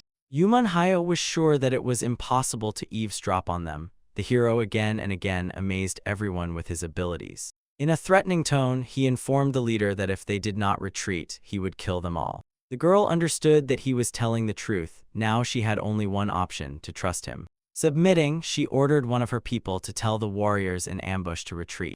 Having accepted the order, he quickly and quietly moved along the roadside trying to hide. Lady Yumun smiled at the hero. Thanks to him, the warriors of her clan would not have to die, but she did not understand at all why he was doing this. While she was puzzling over it, the hero had completely different plans. He did not consider her clan a threat. But the thirst for killing that he still felt from the forest troubled him more. There was something else there. At that moment, Tan Hagwon threw his last dart, finishing the fight by defeating the enemy. Several warriors led by the elder completely destroyed the Black Viper sect. But that was not all. More skilled assassins and the clan elite were skillfully hiding in the treetops. The vanguard sent ahead was just bait. The Viper clan sacrificed them. The enemies would enjoy the victory and lose vigilance. Meanwhile, the Crimson Moon Corps would attack them. These were more skilled and valuable warriors. The killers of the Viper clan hid in the shadows. They were waiting for the right moment. Everything was going according to plan for them. While Hyunwoo pretended to be blind, the fighters of the Yumun clan got the chance to retreat peacefully. 50 warriors retreated, but the hero still felt that disgusting thirst for blood. Today the caravan did not move anywhere. They buried the fallen enemies and decided to spend the night. Pai approached Lady Solian, who was sitting resting after a busy day, and said that Lady Yumun would stretch the tent behind the wagon and they could sleep together. The girl immediately agreed. It was wonderful. She hoped to sleep in more or less normal conditions and that mosquitoes would not bite her. The girl also admitted that she was a little afraid to sleep alone and could not fall asleep for a long time, fearing wild animals. Somewhat cheered up after the bright victory, the porters talked among themselves, believing that there would be no more attacks and no threat. One of them said that he never thought it could be so dangerous when he took the job. Hyun was silent and did not participate in the conversation but stood nearby and listened, and his colleague added gratefully that only thanks to the warriors they remained alive. He silently looked at Solian, who was no longer as sad as before. The girl decided to sleep with them because now she was a member of the escort bureau. She said that she would have to become the head of the bureau and needed to learn a lot. Turning to Hyun, she asked if he wanted to say something or give advice. Looking at the hero from bottom to top, he seemed even stronger, tireless, like a guard who constantly stands watch. Pausing for a moment, he answered in a serious tone that work in escort starts from the tail of the caravan. Friends laughed at his seriousness, and Pio said through laughter that he was right. Smiling, the girl asked to be taught everything. She wanted to become the best fighter. She truly wanted this and looked at the hero with eyes full of hope to become like her father and continue his work. Deep night came. The enemy's plan worked. Having relaxed after an easy victory, most members of the caravan fell into a deep sleep. Only a few sentries stood watch. The Crimson Moon Corps is a group of assassins from the Black Viper sect. Much time and resources were invested in their training. They were distinguished by their ability to camouflage and skill in setting ambushes. In this, they had no equals. Their ambushes were frightening. Assassins could become shadows of objects like chameleons, blending with the surrounding environment. They also possessed an incredible skill to move as one person and could simultaneously attack unsuspecting enemies. Having chosen their targets, they could handle any mission in an instant, sneaking in the darkness to their victims. Thus they destroyed caravans, the enemy's logistics, mercilessly cutting down people and burning the enemy's resources. Their plan was to attack unexpectedly, first quietly cutting down the guards and then everyone else while they slept. Even an experienced master like Tan Hogwen did not feel their presence and, suspecting nothing, slept like a child. Lady Solian also unexpectedly quickly fell asleep at the feet of Hyun, who usually slept standing. But not this time. The hero did not see the enemies, did not know their number, but felt their thirst for killing. These masters of disguise were impossible to notice. Even Hyun's skills did not help. Visually, they simply did not exist. Each of them hid in the shadows, and only God knew how many there were, a perfect weapon for a surprise attack. They communicated on their frequency using whispering technique, as did Lady Yumun, and the leader gave the order for everyone to prepare. Each confirmed readiness, and their thirst for killing was literally felt in the air. Thus, hearing and feeling each of them, the hero determined their exact location. At the moment when their leader gave the order to prepare for the attack, Hyun disappeared and began to act preemptively. Hidden from the enemy's eyes, the hero instantly moved to one of the enemies who was hiding in the shadow of a tree. The leader began counting down to the synchronized attack, 1, and Hyun twisted the first one's neck with a deadly grip. He moved from one to another, silently killing everyone he sensed nearby. His speed was incredible. He understood that he needed to kill everyone within 3 seconds. 2. The leader continued counting, unaware of anything, and with their growing thirst for murder, they revealed their location. Bodies silently fell onto the grass as Hyun, like a cold wind of death, took their lives. 3. Finishing the count, the leader stepped out of the shadows and quickly approached his target. Unaware that he was alone, he continued giving orders to start with the strongest, and he would kill Tana Hogwen himself. The killer was already at the target and raised his deadly strike above the sleeping elder's head. Before the murder, a thought flashed through his mind. The escort squad had done well delivering the bombs, but in the end, their clan, the Black Viper, would get them. Hyun managed at the last moment, placing his sword and blocking the attack right in front of the elder's face. Something went wrong, thought the leader. Why are the guards still alive? He addressed his own. But he heard no answer. On their whisper frequency, there was silence like in a cemetery. Core of the Crimson Moon, where are you? He repeated. Only after seeing the enemy and hearing the clang of steel did the other guards react, amazed at how the enemy slipped past their eyes. Realizing he was in a difficult situation, the leader was shocked. How could this be? 3 seconds ago, all his men were in their places. The hero restrained the enemy's sword but did not rush to kill him. "Core of the Crimson Echo?" the hero asked, addressing the killer. Realizing that this warrior heard their whispering technique, the killer could not believe how this was possible. The hero informed the leader that all his men were dead, and he was left alone. Hearing this, rage engulfed the killer and he shouted, "Where did you come from, freak?" trying to quickly counterattack. But the enemy did not manage to do anything. Hyan sent him to the other world to join his comrades. A deadly sword strike, charged with lightning energy, left no chance. The leader turned to ashes, just like their plan to seize the thunder bombs. The entire core of the Crimson Shadow was discovered and neutralized in less than a minute. Waking up, no one could understand what was happening. Noticing the corpses, Halgi informed the elder that they had been attacked. Rubbing her sleepy eyes, Solian turned to Pio asking what was going on. He answered her, explaining that it seemed like there was another enemy attack, but they waited until everyone in the caravan fell asleep.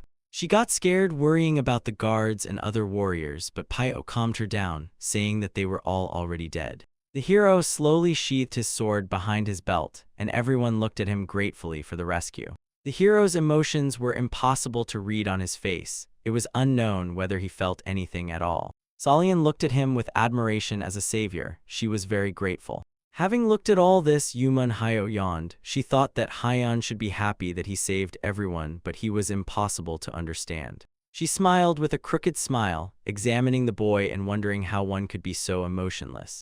In the morning, the caravan continued moving. The horses made the last dash, pulling the carts. Thanks to Hyanwu, the escort mission avoided losing the cargo, and they continued their journey without encountering more enemies. On the same day, they reached their destination, Sichuan Province, a huge and wealthy city.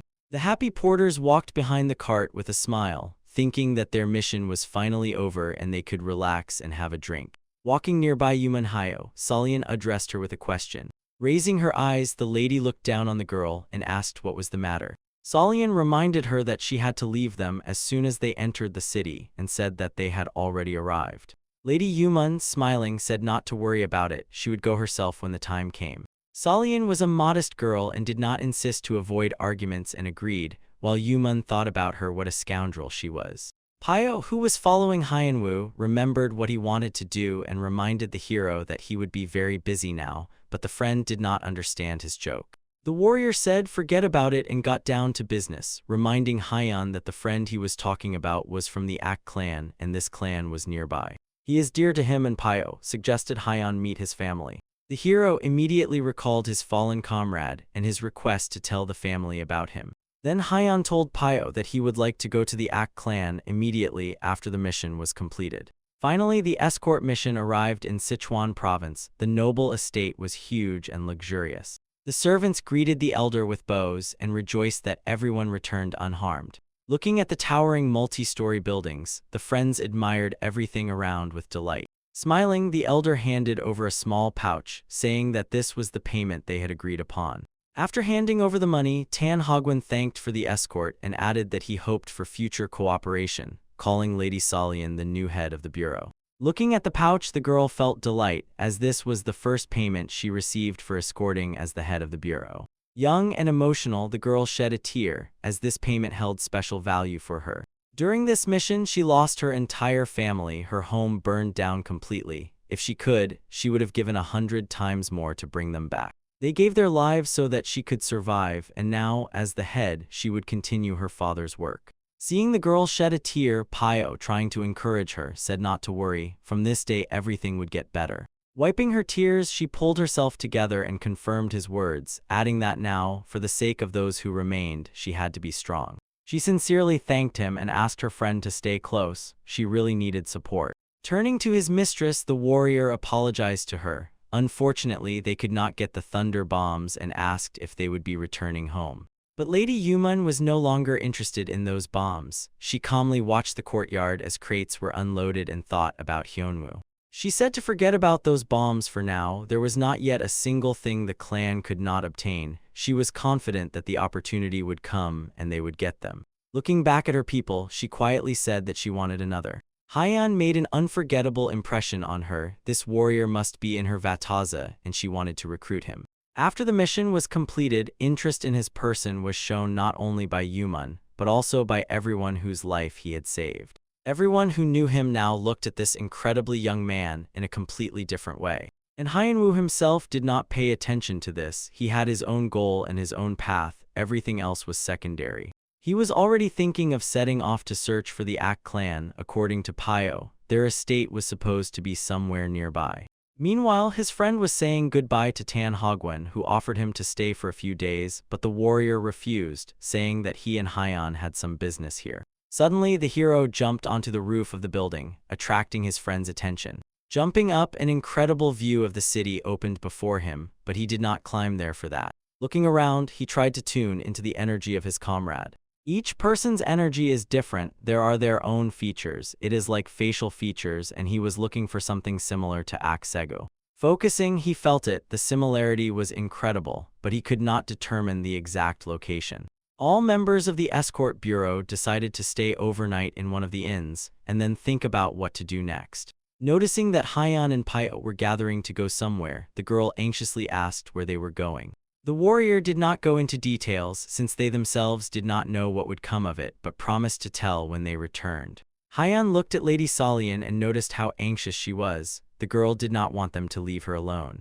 The hero carefully extended his hand, preparing to share his energy. Saying nothing and without any explanation, he placed his hand on her head. Solian was no longer surprised. Anything could be expected from this young man. She wanted to say something but remained silent, wondering what it could mean. Suddenly, she felt again that warm, soothing energy with which he had enveloped her when she lost her father and was one step from death. It was very pleasant and truly calming. Withdrawing his palm, Hyan said they would return soon and asked her not to worry.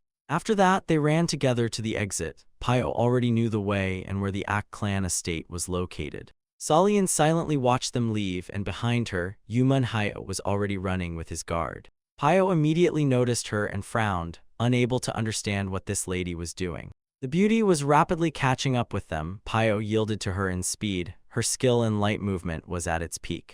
The warrior thought, could it be that she does not intend to return home, and made a sour grimace. The young man was smart and understood this lady clearly wants something from them. She doesn't even know where they are heading, but follows them. Realizing that they did not need her, the hero thought that they needed to speed up. The hero stretched out his hand and decided to give Pyo a bit of his strength. He was well in control of his inner resources, and for him, it was a piece of cake. Feeling the surge of strength, the warrior immediately accelerated, surprised at how much easier it became to run. His steps were now weightless and he felt no fatigue. Pyo understood what had happened and thanked him, adding that now let them try to catch up. Seeing how they accelerated, Yumun was furious. Could it be that Pyo was also hiding his true power? Thus they managed to break away, leaving Yumun Hyo far behind with his minion. Amazed by Pyo's new abilities, he ran joyfully, admiring the speed of movement. The estate was located on the outskirts of the city. By the time they ran there, it was already evening. Stopping in the yard, the warrior showed the hero the ancestral house of the Ak clan. Turning to his friend, he asked him if he was ready, then they could enter. Meanwhile, pursuers appeared from behind. They still managed to catch up with the hero. For them, this sprint was difficult. Breathing heavily, Yumun said, finally caught up. Pyo was surprised that there was no guard near the ancestral home and simply knocked on the door. At first, no one opened, and he began to think that something had happened to this family, but soon the door opened. In the doorway stood a tall, red-haired man with a sword on his back. He was clearly a powerful warrior, judging by his posture and how he carried himself. Seeing this man, Hyan's eyes widened in surprise. He looked exactly like Aksegi, only much older.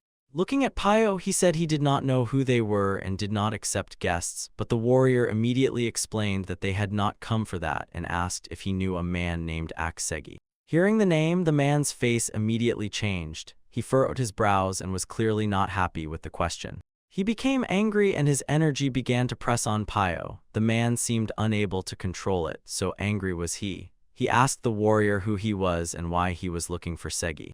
Pyo barely held on, feeling the pressure of his energy. He did not understand why they wanted to kill him. He only asked. At that moment, Pyo felt so bad that he could barely breathe. Understanding that his friend could die, Hyan stepped forward, shielding him with his body, and unleashed even stronger energy. The situation was tense. Even the hero himself did not understand what to do in such a case. When the hero struck with his power, it irritated the man even more. But the young man calmly looked at him. He had to somehow calm the furious warrior. He grabbed his huge sword, ready to cut into pieces everyone who came to his yard. It seemed as if this man was angry at the whole world, and his energy was filled with hatred. The hero restrained himself until the last moment, looking straight into the eyes and waiting until the man vented all his anger. Lady Yumun stood aside, not interfering in the fight. She was curious about what would happen next. Coming to his senses, Pio addressed the man, telling him to calm down because he misunderstood everything, and explained that Hyan was a friend of Aksega. His friend, the warrior, asked again. It was very strange. No one had seen Aksega for many years. The hero introduced himself as Dan Hyanwoo, and his friend added that he had lived in the mountains for a long time and was not familiar with etiquette rules. Pio apologized to the warrior on his behalf, explaining that he was not used to the customs of the civilized world. Calming down a bit, the man explained that he was Uncle Aksegi and his nephew had disappeared 10 years ago.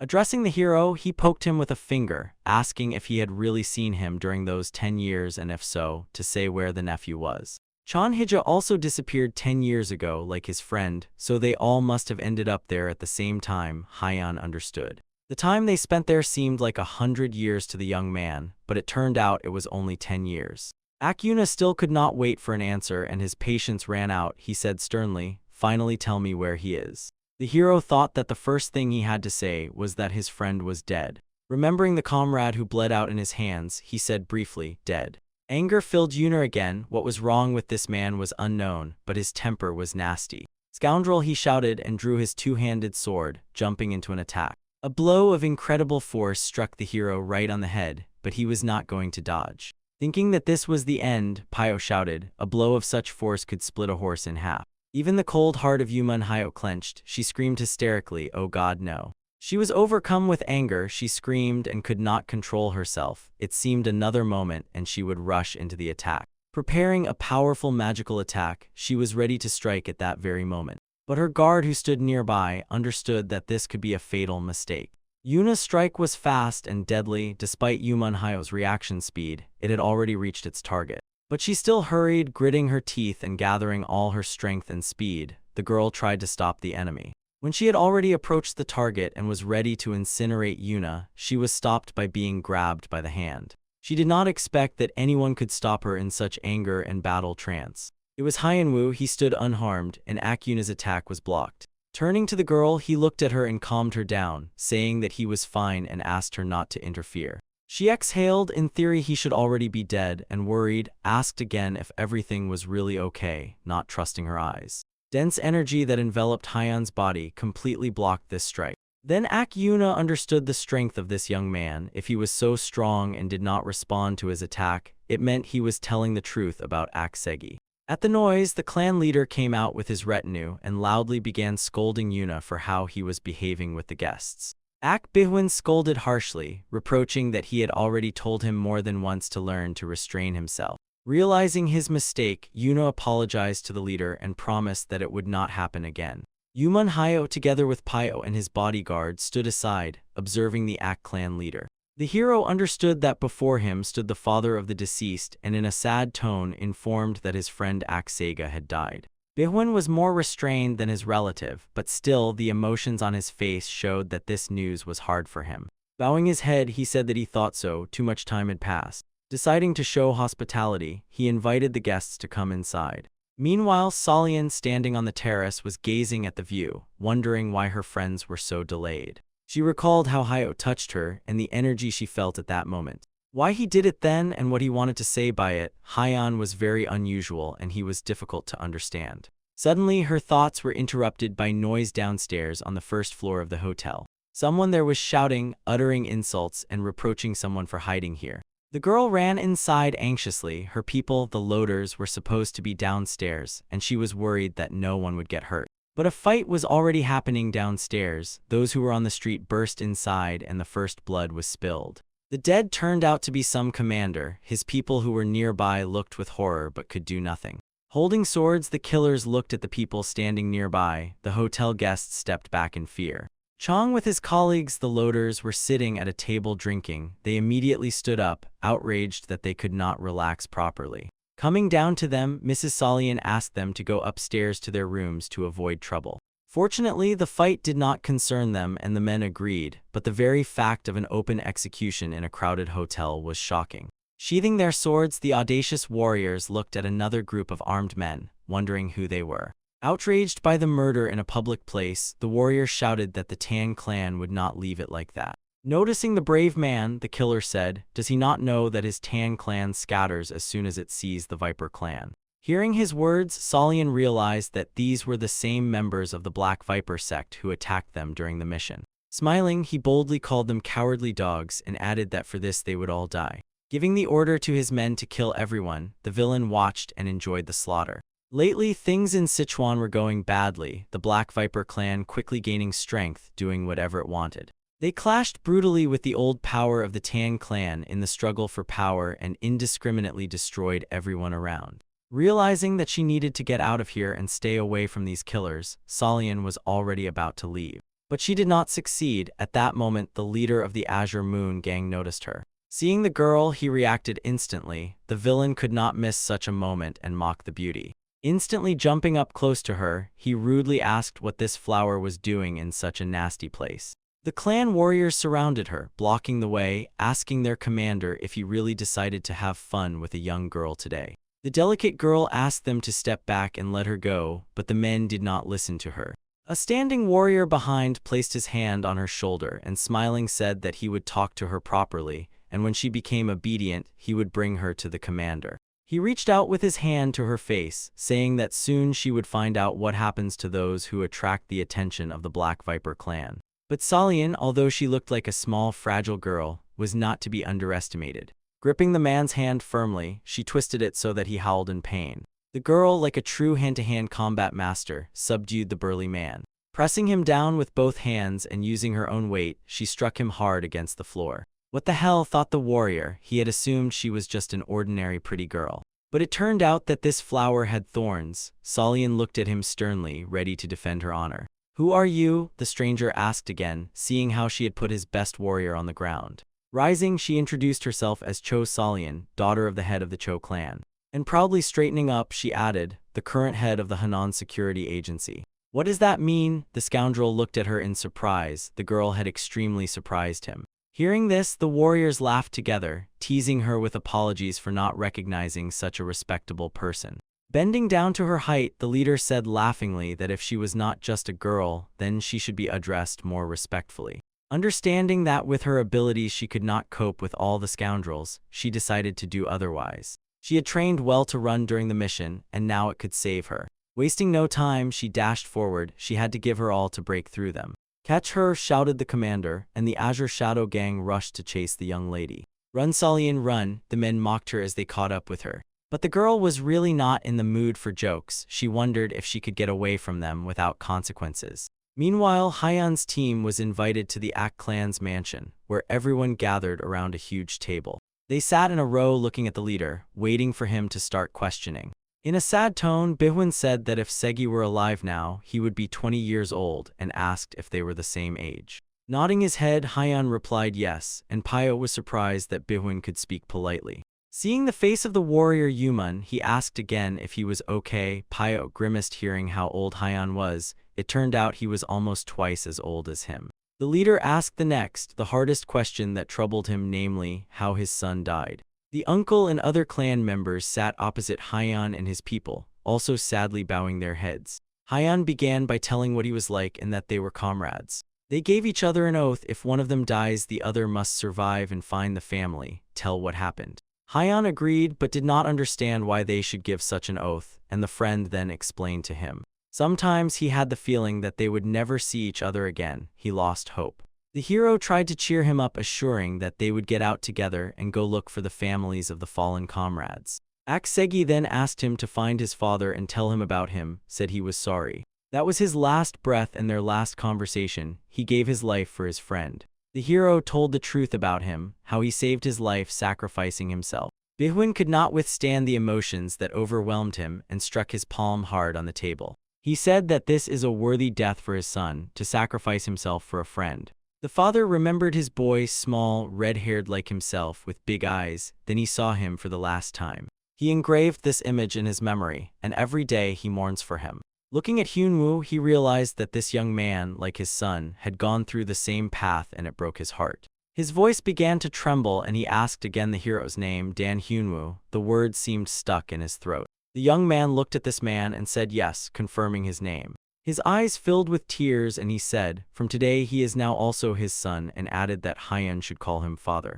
Yuna looked at his brother Bihwan. He understood how hard it was for him, but he did not think it was so much. He had never seen his tears. Pyo and Yumun looked at the dramatic situation and wondered if Hyun could really call this man father, especially after he was almost smashed in the head with a two-handed sword. Let it be so, said the hero, surprising his friends. Even Pyo did not expect that. What the hero felt is unknown, but he sincerely called this man father. Probably he really wanted to have a close person.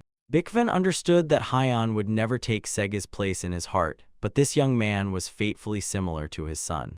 And he felt a little lighter when Hyun called him father, as if he sensed the presence of his son. Through tears, he smiled and laughed, saying that this was exactly what he expected from Sega's friend: incredible bravery and honesty. Rising, he knocked on the table once more, ordering food and wine to be brought. This had to be celebrated. After the order from the head of the Ak clan, the atmosphere changed sharply. Everyone became merrier and kinder. And thanks to Ak-un, Pyo learned the history of the Ak clan. They drank and had a friendly conversation. The uncle told him that 10 years ago, when Segi disappeared, the Ak clan was a warrior clan. But after the boy's disappearance, Bikvan searched for him until he spent all his savings and was left with nothing. Once a master arrived at their clan. His name was Jeon Gija, and he taught them a sword technique called the moon-splitting blade. Bikvan tried to drown the pain of losing his son by dedicating himself completely to endless training. This is how he earned the clan's current reputation. But recently, one of the clans began to rapidly expand, absorbing or destroying others, and now they had entered into conflict with them. They were preparing for the next battle with the Black Viper clan, Ak-un said, and apologized for being so rude. Yumun and Pyo pondered, recalling that these scoundrels had attacked them throughout the entire escort mission. Bihwan addressed Hyun as his son and suggested drinking together. The hero had never drunk alcohol before and did not even know how it was customary to consume it, but he was very curious, so he took a wine jug from the table and took a big sip.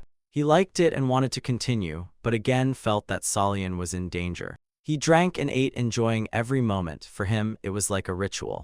But still, he understood that he needed to help the girl, and he told his new father that he would return soon. A little tipsy from the wine, Bihwan said okay, but asked where he was going. As soon as the jug touched the table, the hero disappeared without answering the question. His friend Pyo only managed to say the name Hyun when there was no one left. The Black Viper clan kept pursuing Solian. They chased her like predators after prey. Splitting up and cutting across, they overtook her by blocking the road. Seeing enemies ahead, the girl thought, this is it. They caught up with her. Rejoicing that they did not let this beauty in, the warriors mocked her. Is this really all the head of the security agency is capable of? Reaching out to her, the leader said, stop resisting, you will be ours anyway. There was nowhere left to retreat. The poor girl no longer knew what to do. But at the moment when he lunged, reaching out to her, something stopped him. He pulled his hand back as if from fire, asking in surprise what kind of energy flows in her body. Solian did not immediately understand what this scoundrel was talking about. What energy? She was simply frightened. But the next moment she remembered the feeling when Hyun touched her. He shared his power. The warrior no longer wanted to take risks and drew his sword, preparing to test this defense once more. The warriors behind him began to worry, asking him to be more careful with her. It would be a pity if she died and they didn't get to have fun with her. But the commander calmed them, saying he was going to put on a show by cutting off her clothes. Solian understood that she could not handle them alone, and Hyun's energy had already dissipated, so it was better to die than endure such humiliation. Pointing the sharp sword forward, the scoundrel said he would start from the top. At that moment, Solian began to move quickly towards the blade, exposing her neck to be killed by the sharp sword. In her thoughts, she asked forgiveness from her father and brother for not being able to avenge them and for being so weak. But they did not let her die. At the very last moment, Hyun appeared. Fortunately, he was not late. For the enemy, it was a surprise. Right during the attack, some man appeared and stopped his sword. In an instant, his weapon cracked and split like a glass plate dropped on the floor. He screamed, not from pain, but from horror, feeling his body turning to ashes. The hero summoned a smoke screen to distract the other enemies. The enemies covered themselves from the smoke and saw nothing. He was enveloped in this thick smoke which concealed him and Solian from the eyes of the Black Viper gang. He looked at her sternly, knowing what she had tried to do when that scoundrel attacked her. The girl understood why he was angry, then she thought it was all over, and only one thing came to her mind. He looked at her with such a gaze that chills ran down her body and asked if she really intended to surrender so easily. When the whirlwind of smoke subsided, the hero and the girl stood side by side and he stepped forward, shielding her with his body. The enemies thought that the energy girl had finally run out and there would be no more surprises. They wanted her, not considering Hyan a threat. He kept looking at her, still unable to accept her decision, and was angry. He sighed heavily and said that he understood what was happening and what could have happened, but asked never to do that again. Solian was grateful to him for saving her again and understood why he was angry at her, so she simply agreed. Watching these two calmly standing and talking, one of the enemies shouted, "Are they not afraid of death at all?" After finishing the conversation with the girl, the hero noticed the enemies and Solian saw on his face something she had never seen before. It was rage. The hero swung his sword towards the gang of scoundrels, this time using the energy of the earth. The earth shook beneath their feet, they retreated and began to panic. At that moment, sharp spikes burst from the ground, piercing them, pinning and breaking their legs. The earth seemed to want to devour them, attacking from all sides and blocking escape routes. The enemies died one by one. The element was merciless and controlled only by Hyan. Those who had good agility still managed to jump back, but it was quite difficult. The earth was as if alive, it writhed underfoot mercilessly engulfing everyone. At the same time, something gigantic burst out of the epicenter with astonishing speed. One of the warriors froze in horror. He had only seen such things in pictures in ancient scrolls. A real dragon burst out from underground, death radiated from its gigantic maw, and its roar made blood freeze in the veins. It grabbed the last scoundrel, tearing flesh with sharp fangs. Solian, captivated and simultaneously frightened by the power, could not take her eyes off the creature. The young man explained that this creature was an earth dragon, completely made of stone and earth. The second form of the skill of the three energies of the sword, it commands the element of earth. While the summoned dragon dealt with the remnants of the scoundrels, Hyan told the girl that they had to go. They had not yet finished their meal. Meanwhile, in the Act clan hall, the dinner continued. The clan had not held any celebrations or received guests for a long time, so this was a consolation for them. They enjoyed exquisite wine aged in the clan's cellars and engaged in polite conversation. But there was one important person who could not properly relax at this table. It was Jan Beck, a stingy man, the treasurer. He handled all the calculations and compiled the clan's budget. But now he was worried not about the funds, but about why Hyanwu disappeared right during dinner without explaining anything. Now is the time when the Black Viper sect can attack at any moment, and they are entertaining guests, and this young man has gone somewhere. Bihun looked at him and tried to calm him down, saying he understood why he was so worried, but Hyan was now like a son to him and enough of these worries. But Jan Beck began to argue. He believes that these people together with Hyan could be envoys of the Black Viper clan. To distract our vigilance with guests in order to carry out a surprise attack, right now is such a favorable opportunity. This man was a smart person and calculated everything in advance. His concern was not unfounded. The White Moon Corps of the Black Viper clan was already near the Ak estate. The leader of the gang was preparing a plan on the go, giving orders and coordinating actions. That night they were to destroy the Ak clan and burn the estate. Suddenly the commander heard someone's words, but no one who could have said that was nearby. The voice spoke as if from the sky, calling them dogs and saying that they would never reach the Ak clan. As soon as the voice ceased, a bright lightning struck from the sky, illuminating everything around. A thunderbolt passed through the body of the gang leader. He only managed to scream before turning to ashes. Looking scared and thinking about what to do next, the warriors stood confused, their commander killed by lightning right in the middle of the mission. When the smoke and ashes cleared, silhouettes of two people appeared in his place.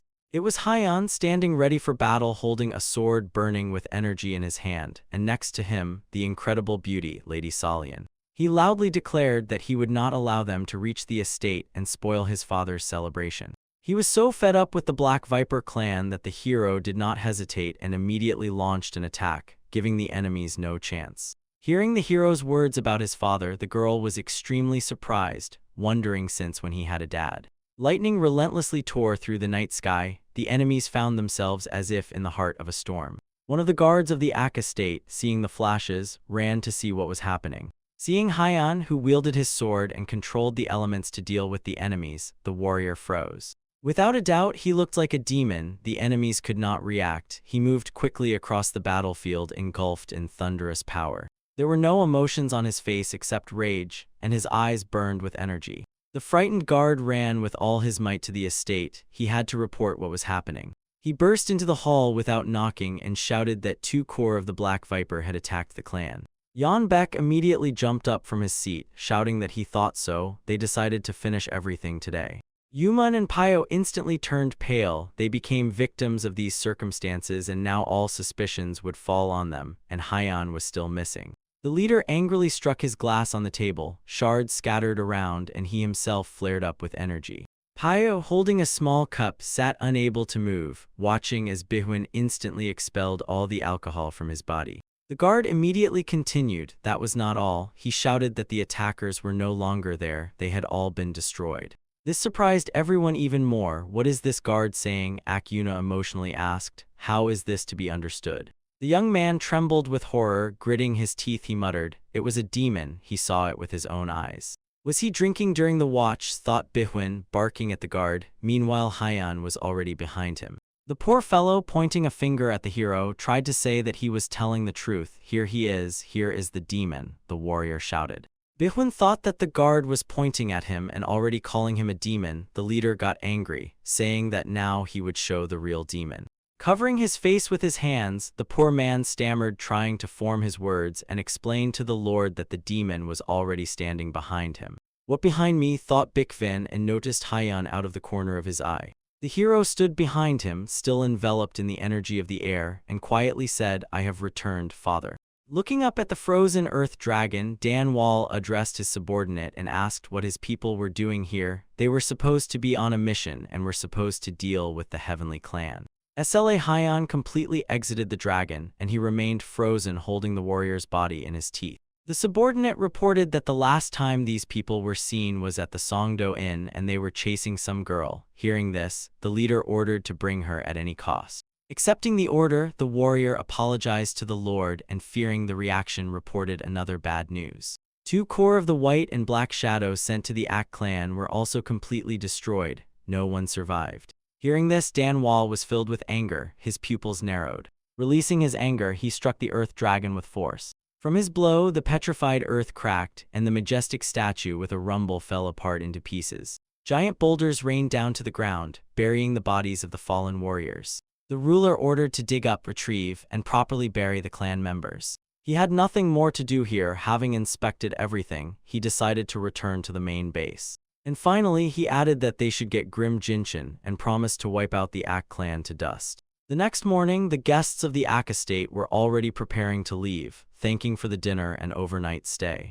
In response, they were told that they would always be welcome here, and the clan's doors were always open to them. Solian and Hyun walked side by side, planning to return to the hotel to the porters and attend to agency matters. Yuman watched them and could not calm down. Their closeness troubled her. She wondered why Hyun ignored her and kept fussing with that silly girl. Suddenly, her thoughts were interrupted by the voice of Ak-un, who asked her why she was so sad since early morning, calling her Hyun's girl. She reacted sharply, asking what he said, and the man realized he was mistaken, apologizing and asking if she was not Hyun's fiancée. Pointing a finger at Lady Solian, the girl said, "Then who is she?" Scratching his chin, the man thought and said that they looked more like brother and sister. Lightly smiling, Yuman Hayo replied that then she would pretend that nothing happened yesterday. When they had already stepped into the yard, the uncle addressed his nephew, reminding him that he needed to say goodbye to the clan leader before leaving, as was their custom. Smiling, he added that it would only take a couple of minutes, and then he could go.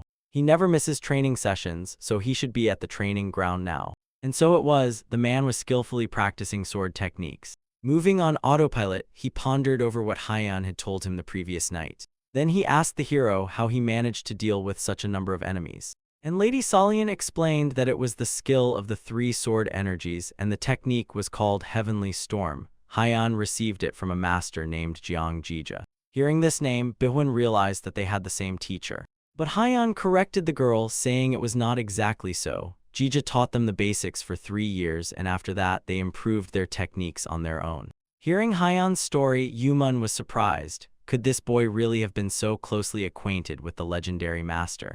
The hero refused to call Jija a teacher. He said that this man had thrown them into hell, so he was no more than an enemy. Then Bihun learned who Jiangija really was. The man was shocked. It turned out that the enemy who killed his son was at the same time a benefactor who gave them the art that revived the clan. Turning to the master, Yeonbeek suggested that maybe he was trying to atone for his guilt by giving these teachings. Inside Bihun was a whirlwind of emotions that he tried to suppress through training. It turns out that he received this art at the cost of his son's life, but he cannot now refuse this technique. As long as enemies do not take their eyes off the Ak clan, he must protect it, and Gija's art is the tool.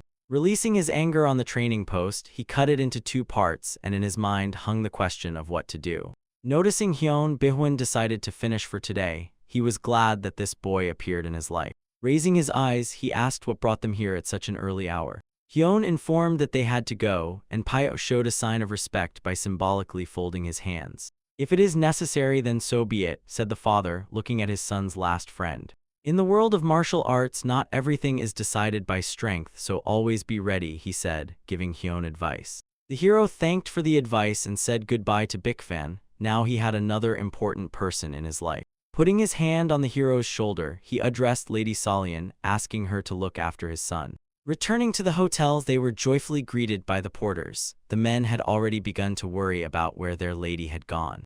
They had seen her fleeing from those thugs and were worried that something had happened to her last night. The lady apologized for making them worry, but now was not the time for that, she said. It was time to get ready and head back to Henan. The first thing to do was to restore the destroyed agency, unless of course they had other plans. Pyo supported her, admitting that he was not much of a builder, but he would also help as much as he could. Suddenly, another porter ran up to them, who had been downstairs gathering things. He reported that the hotel was surrounded by allies and people of the Black Viper clan. Their leader had gathered a huge number of warriors. He wanted to take revenge at any cost because some girl had ruined his plans. When Solian looked out from the terrace, she opened her mouth in surprise at the number of people. Could it be that they had come for her? Looking at the frightened girl, Hyun asked again if they were all from the Black Viper clan, and Solian answered yes. The hero smiled and stepped out onto the terrace. The quantity did not matter to him. He was glad that he could finally finish off all these scoundrels. Wrapped in energy, he was ready for battle. The hero knew that the Black Viper was also targeting the Ak clan, so he had to finish them off. He stood on the large terrace, looking down, wondering why these fools so blindly followed their leader. The warriors filled the entire square in front of the inn and waited for orders from their commander. The hero thought everything was going perfectly. He could finish off the entire clan at once. Their commander even set up a table at the end of the square, wishing to enjoy the spectacle, the bloody battle. Taking a bottle and taking a sip, he commanded to kill everyone in the hotel and bring that girl to him. The guard standing nearby drew the lord's attention to the terrace. Noticing how Hyan was standing at the very edge, it seemed he was so scared that he was about to jump down. The hero was indeed about to jump, but not to end his own life. Pushing off the cornice, he jumped from a great height. It was as if there was some kind of pool with water there. The warriors were surprised. Could it be that he seriously decided to end his life and really jumped? Landing loudly, he raised clouds of dust, attracting everyone's attention. The commander silently watched. He did not know how greatly he underestimated his enemy. At that moment, lightning struck. Hyan used his skill and the element obeyed. Eclectic discharges massively struck the enemies, lifting them into the air and turning them to ash. What is happening? The leader could not believe his eyes. Lightning in a clear sky. The charged energy field around the hero prevented anyone from approaching him. Lightning destroyed the nearest enemies. Today the Black Viper clan will end its existence, Hyan declared. Ash scattered around, rising upwards with the wind currents. The hero dealt with all who stood against him in a few minutes. The loaders began cleaning up, understanding that they needed to finish quickly and go home. Looking at her savior, Solian apologized to him for having to fight for them. She was worried about him as she understood that such a battle required significant internal resources. Clearing piles of corpses, the loaders carried out the charred bodies, marveling at Hyan's strength. Pyo thanked God that such a hero appeared in their team. Without Hyan, they would have been dead long ago. Meanwhile, the Sect of the Black Viper, which had suffered incredible losses, was preparing its trump cards. They had in their arsenal thunder bombs, devices once made by the Thunder Strike clan. Due to the great complexity of their manufacture, the entire clan perished, making a mistake in production. Danval preserved them for dire times, and now he was ready to use them. Suddenly, a guard rushed into the Lord's room, hurrying to report the news. The leader interrupted him, asking if the commander had brought that girl. The clan lord did not yet know the outcome of the battle and was confident that the commander had carried out the order, but the guard could not gather his thoughts and explain everything clearly. Looking anxiously at the warrior Danval, he asked again what was happening. Tell me already. Along the narrow street leading to the estate and the main headquarters of the Black Viper, a silhouette was advancing. Grabbing the corps commander by the collar, the hero dragged him down the street like a dog. Hyan understood that to finally finish them off, it was necessary to cut off the head of this snake. For the commander, this was a humiliation he had never felt before. Trying to save his life, he showed the way to the main headquarters. Bringing Hyan to the place, he begged to be released, hoping for mercy. Considering the entrance to the main building, the hero thought that these bandits had taken good care of their security. The path ran through many houses connected to each other. The Gajuka clan had seized them from the townspeople. The commander explained that the path was known only to the sect members, and no one could find the way through this labyrinth of houses and traps. Smiling, he offered to show the way, if of course he was released. But the hero replied instead that it was not necessary and threw the enemy into the air. Lifting off the ground, the commander screamed in fear, realizing that his end was near. The hero tossed him like a ball, preparing to kick him into the goal. Jumping up, he delivered a blow with such force that the commander's body flew forward like a cannonball. Giving incredible acceleration thanks to the energy of the wind, the commander's body crashed into the first house, breaking a path. Stone and wooden walls shattered into pieces. The hero simply decided to go straight through.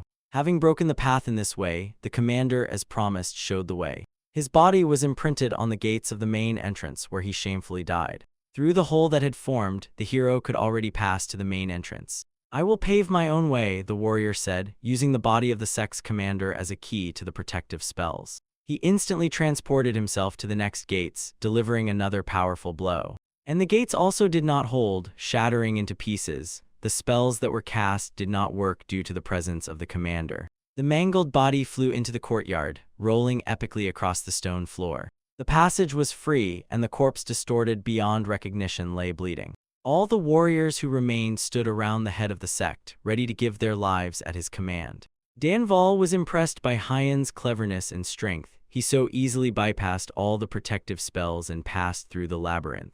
No matter how strong that guy was, he would not be able to resist the entire Black Viper sect alone. The leader assured himself and shouted to Hyan that he would not leave here alive. The hero burst into the crowd of warriors like a whirlwind, intending to finish them off as quickly as possible. Seeing Hyan, Danval's courage vanished somewhere and he abandoned his people, retreating backward. Everything happened very quickly. The warriors did not even have time to understand what had happened to them. The hero cut through them with his sword, and the energy of the lightning incinerated. Retreating, Danval thought, what kind of technique is this? Could it be that before him is a master who has achieved rejuvenation? All his retinue was destroyed, the leader was left alone. The only way to survive was to retreat with a counterattack using thunder bombs. It was necessary to increase the distance and direct the bomb's explosion at Hyanwu. Marching forward, the hero shouted, asking, "Are you the head of the Black Viper sect?" Taking a device from his pocket, the enemy replied that yes, it was him, preparing to use the bomb. It was enough to just slightly turn the mechanism clockwise, and the energy would be released. Stretching out his hand, he directed the explosion, hoping that the ancient magic would not affect him. Seeing the power that burst from this little gadget, the hero prepared for the strike. He had never seen such a powerful weapon, and began to doubt that he would withstand it. With a thunderous explosion, the inferno broke free, engulfing and destroying everything around. If Danval had not directed the explosion and endured the blast radius, he would have been blown away like a feather. He laughed, looking and feeling the heat of the fire. No living creature could withstand that. But the hero disappeared in time, instantly turning into the wind, becoming not material but simply energy. That was enough not to die from the blast wave. Protecting himself from the fire, he made a sword attack. Striking the floor, he used the energy of the earth, summoning the earth dragon again. Stone spikes with a rumble tore through the stone floor and the earth came alive. Sharp peaks quickly moved, breaking through the floor towards Danvalia. He tried to retreat, but behind the spikes a dragon emerged from the earth, opening its huge jaws. The leader could not resist this creature. Looking at the terrible dragon, he screamed in panic. With a quick movement, the dragon caught its prey, crushing Dan Valia with powerful pincers. Thus the Black Viper sect ceased to exist, and the huge creature froze, turning into stone. Hyun calmly walked out of the fire, protected by his energy, and hoped that was the end. The warriors who managed to survive, those who were hiding, began to flee in all directions. They ran terrified to death. Demon, demon, they shouted, he destroyed our sect.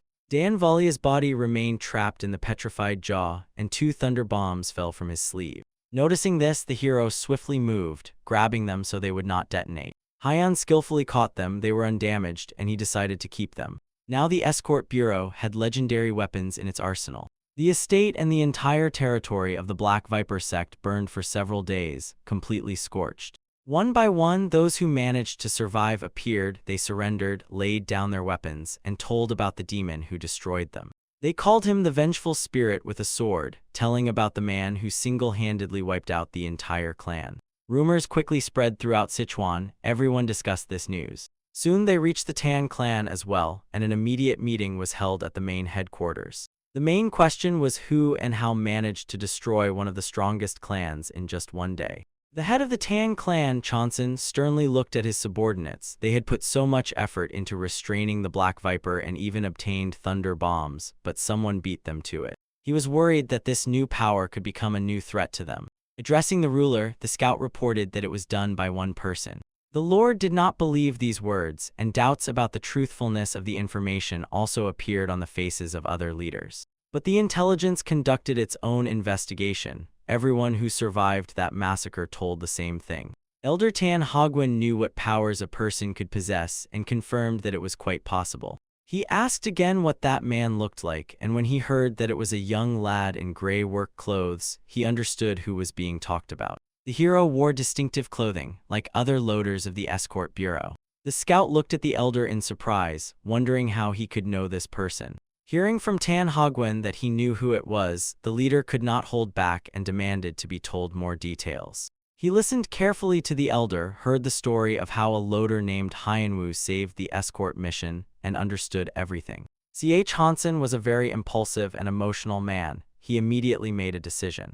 The chief ordered to catch him and make him part of the Tan clan. Such a person could not be lost. He already had a plan on how to encourage Hyunwoo, and decided to make the perfect pair by intriguing the elder. When the hero returned to the hotel after the fight, he was already being greeted. The yard was tidy as if nothing had happened. Everything was as before. People were going about their business. Seeing Hyun, the loader colleagues smiled and greeted him, happy about his presence. Mrs. Salyun had been on the terrace all this time. She was waiting for him and was worried. When she noticed him, she immediately brightened up and also waved her hand. The hero smiled. He was pleased to see his friends and how happy they were. Meanwhile, in the Blood Demon's chambers, the servant bowed low, bringing bad news to his master. He reported that the Black Viper clan, on which they relied, was completely destroyed. The demon sat wrapped in an all-consuming aura that seemed to drain life and asked how it happened. The warrior was well informed and explained in detail that it was all done by one person, a disciple of Jiangiji. Hearing that the entire clan in which he had invested so much effort lost the fight against just one warrior, the demon was filled with rage. Feeling terrible pain, the warrior gritted his teeth, begging for forgiveness. He quickly began to tell that they know where he is and who he is, but the Lord was relentless. To control Sichuan, they taught the Black Viper clan the technique of the curved moon. In addition, they gave them 3 thunder bombs. The demon continued the pressure without stopping. In his non-human eyes there was only anger and thirst for blood. His voice sounded as if from underground. He did not believe that some porter destroyed his army. Losing strength, the warrior begged to stop. It was hard for him to breathe, and he barely held on. The ruler ordered to thoroughly study this man, everything down to the smallest details, and return with a report. The demon thought, could it be that Chong Giji really managed to create such an incredible weapon against him, and this pleased him. He promised himself that he would destroy everything Gija created and start with this monster. After many trials that befell the escort bureau, they finally set off home. The hero handed over the bombs he managed to take from Dan Wall to Lady Salyun. The girl did not yet know what it was, but thanked him, told him that he was incredible, single-handedly defeated the entire clan and brought this, finally asking what it was. The hero explained the enemy called these devices thunder bombs. Hearing this, Pio literally dropped his jaw.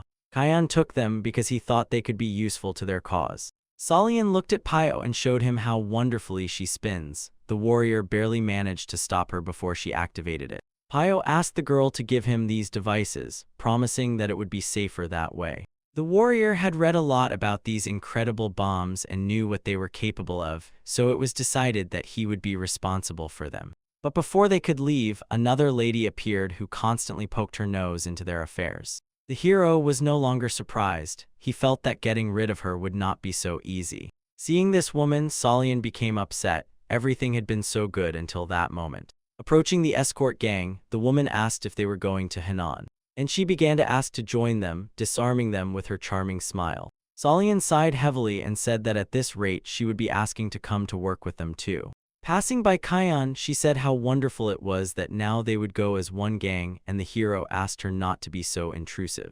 Turning to Lady Yuman, Solian looked at her suspiciously and said she hoped for a profitable cooperation, hinting that she should not do anything foolish. The girls' glances were full of rivalry. They both had their eyes on Hyan.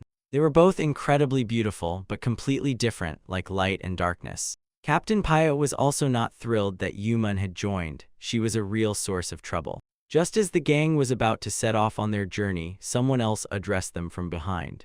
Two people were walking down the street towards them. Everyone already thought something had happened again. A familiar old man, Tan Hogwen, waved to the heroes with a smile and asked them to wait for him. Pio and Lady Solian exchanged glances, wondering what he needed, thinking maybe they had to transport something again. Next to the elder was a beautiful stranger who attracted attention. Pio greeted them and asked what they needed. Tan Hogwen explained that they had business in Henan province and asked if they could travel together. He was a very respected person. It was hard to refuse him, so Lady Solian agreed. The elder also introduced the lady standing beside him. She was the daughter of the head of the Tan clan. Meanwhile, in the main building, the leader was contemplating his decision regarding his daughter. He was nervous and looked out the window. They were about to meet with the escort bureau. Smiling, he thought his idea was brilliant, to slip his daughter to that loader and then manipulate him. Tan Muyen, the green-eyed beauty, placed her hand on her chest. She greeted politely. She was still missing. The girls thought the same, seeing in her yet another competitor. The hero looked at her indifferently. He didn't care whom to escort, but so many beauties could not fail to please the eye. Finally, the group set off to Henan. They walked at a normal pace since they had no cargo and nowhere to hurry. Solian felt a strange anxiety. The appearance of Tan Haven could still be somehow explained. But the fact that the clan leader's daughter Tan Muyen was with him raised many questions. She was considered one of the most beautiful women in the Murim world, a flying phoenix among the 3 phoenixes and 2 flowers. The girl not only had impressive beauty but also possessed martial arts skills. And also Lady Yuman Hyo, the daughter of the clan leader Yuman, who was even more beautiful and skilled in martial arts. The girl was in despair, wondering why these 2 incredible ladies were now near them. And their motive seemed to be the same, the girl thought, watching them. In fact, that was how it was. All their attention was focused on one person.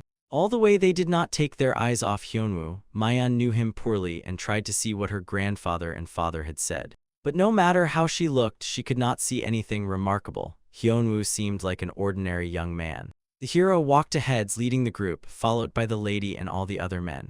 Lady Mayan impatiently took a step forward, approaching closer to the hero. She already wanted to check everything. She addressed the hero in a friendly tone, asking if he minded getting acquainted, since it turned out they would have to travel together. Yuman smiled at her, not expecting that she would gather herself so quickly to attack. But the hero silently walked further ahead without even looking back. Then the girl asked in a nervous tone, "To whom am I speaking? Why are you ignoring me?" Yuman quietly laughed inside, as she expected, the same indifferent, impassive look.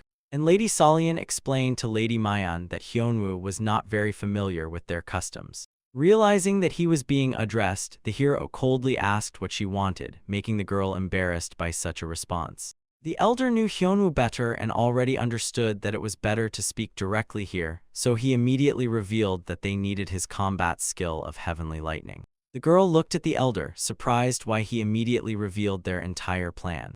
Solian expected something like this, but the elder's straightforwardness also surprised her.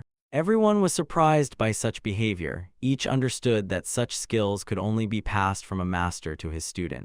In the world of Murim, secret martial arts were transmitted exclusively in this way. Tan Hogwen understood this like no one else and immediately decided to change the subject, asking Solian what she planned to do when she arrived in Henan. This slightly eased the tension, and the lady replied that she wanted to fully restore her father's escort bureau. The elder praised her noble intentions, adding that from now on, when they passed by Henan, they would always use their services. Solian looked at him excitedly. This offer was very valuable if it really would happen on a permanent basis. But Hogwen calmed her down, explaining that it would be beneficial for both sides. In return, the elder asked that 1 or 2 people from the Tan clan always be present on their missions until they obtained what he wanted. Namely, the Hyunwoo combat technique, the heavenly lightning that the Tan clan had dreamed of for many years. Yumun Hyo looked at the old man as if he had completely lost his mind. Were they planning to watch Hyen fight enemies and study him? But for Hyen, this was not a problem. The rules of the Murim world did not apply to him. The hero looked at everyone, smiled, and agreed, not even intending to consult with Solian. The girl was a little upset. She thought that agreeing to such terms should be the head of the agency. The lightning that the Tan clan is looking for actually differs slightly from the one Hyenwoo uses. The heavenly lightning that the Tan clan seeks is hundreds, thousands of projectiles falling from the sky like rain. But this technique exists only as a legend passed down within the clan. None of the disciples have yet managed to learn it. Seeing how Hyan uses his lightning, the elder gained hope that he could find the key to this technique. From Mayan, he wanted only that she closely watch Hyan. The secret lies in his skill. By evening, the group decided to stop for the night. Pyo chose a cozy place and gave orders to the loaders. Tan Haven's plan was quite simple. He suggested Hyan have a sparring match, and Mayan was to carefully analyze the hero's actions. Looking at the elder, the hero briefly replied that he would win. Why is this necessary? The elder knew he would lose and explained to the hero that by sparring he did not mean determining who is stronger. Approaching them, Pyo said, "Just don't kill anyone," and Hyan replied that he knows what sparring is. The warrior recalled how it went then, what he was only thinking about, trying to teach Hyan something. The loaders sat around, hoping to see an incredible spectacle. And Tan Hogwen chose a suitable place, hoping that the hero wouldn't hit him too hard. The charming Lady Yumun also watched with interest, although she already knew the outcome of the battle in advance. The elder commanded to start the fight, charging his darts with magic.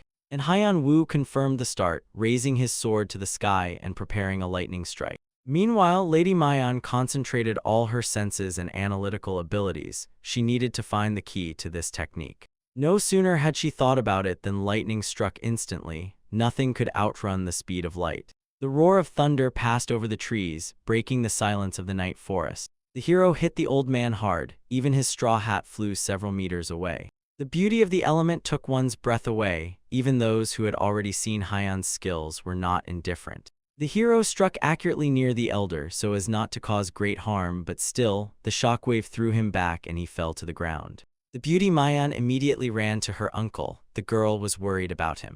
Shedding energy from the sword and hiding it, the hero said that he restrained himself and everything would be fine. With her eyes wide open, she looked at him, and this he calls restraining himself, the lady thought. The girl bent over the elder, who still could not come to his senses, watching Hyan's retreat. With the sunset, everyone sweetly fell asleep. The porters snored and snorted as if participating in some choir. The old man still did not come to his senses. Most likely, he would definitely be sleeping until morning.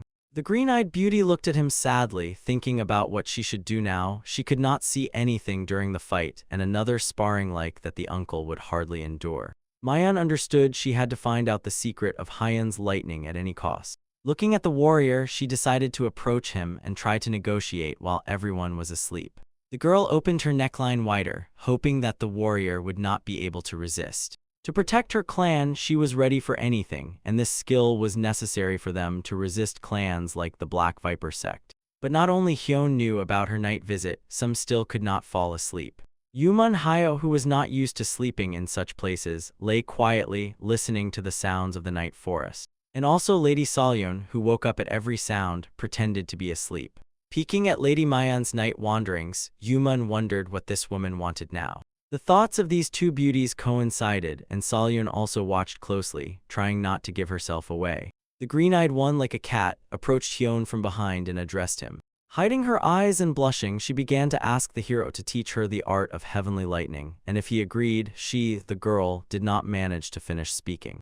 Hyun interrupted her, understanding what she wanted to say. He agreed so as not to embarrass the lady any further. The girl could not believe it. The hero from the very beginning did not want to reveal his art as a reward.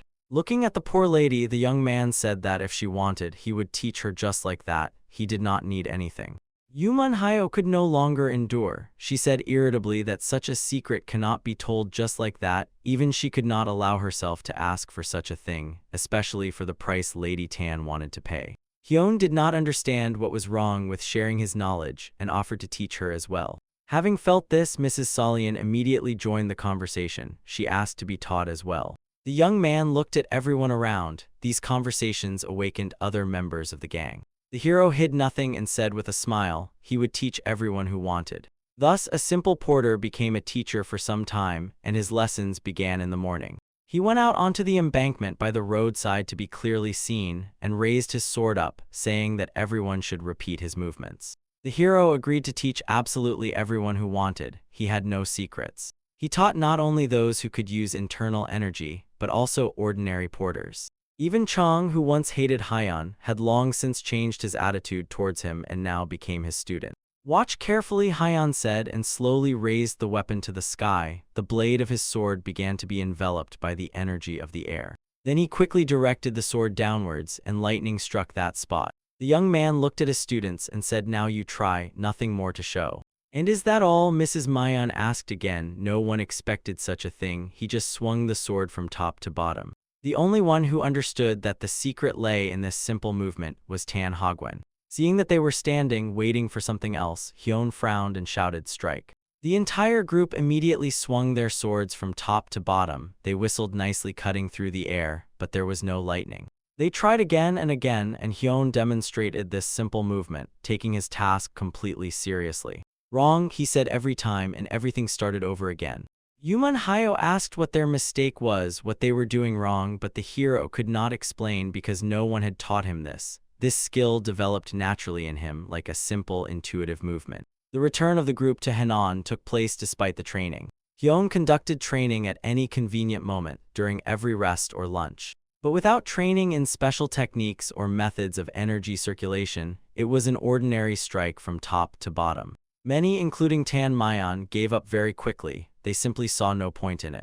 They wondered what could be learned by doing such a simple action and looked sadly at the others. Mayan even began to think that the hero had no intention of teaching them at all. If she had known how it would be, she would not have made such a mistake then, embarrassing herself in front of everyone. The beauty watched the warrior from afar. It would have been better if he had refused immediately then.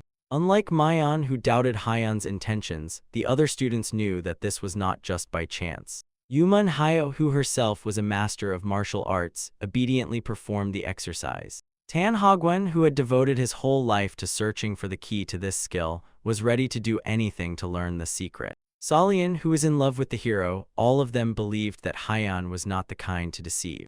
During one of the training sessions, Hyun decided to change his approach. He approached Solian and grabbed her by the hand. He said to her that he understood what the problem was and why they were not succeeding. Noticing this, Yuman immediately reacted, shouting what they were doing there. Firmly holding her hand and controlling every muscle, the hero showed how it should be done. The nerve endings in the hand holding the sword must sharpen to the highest level of sensitivity. Thus Solian understood how difficult it was and what exactly needed to be done. Energy began to pulse along the blade of her sword.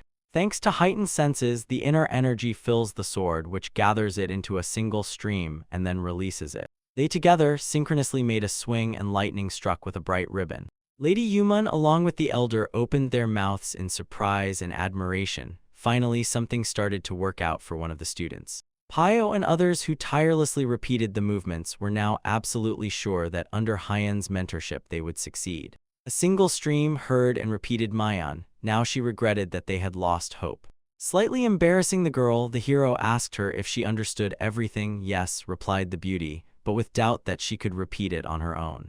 Yuman emotionally shouted, asking what exactly Lady Solian was able to understand, and asked to teach her as well. The hero calmly replied, "I will teach well," and asked her to come closer.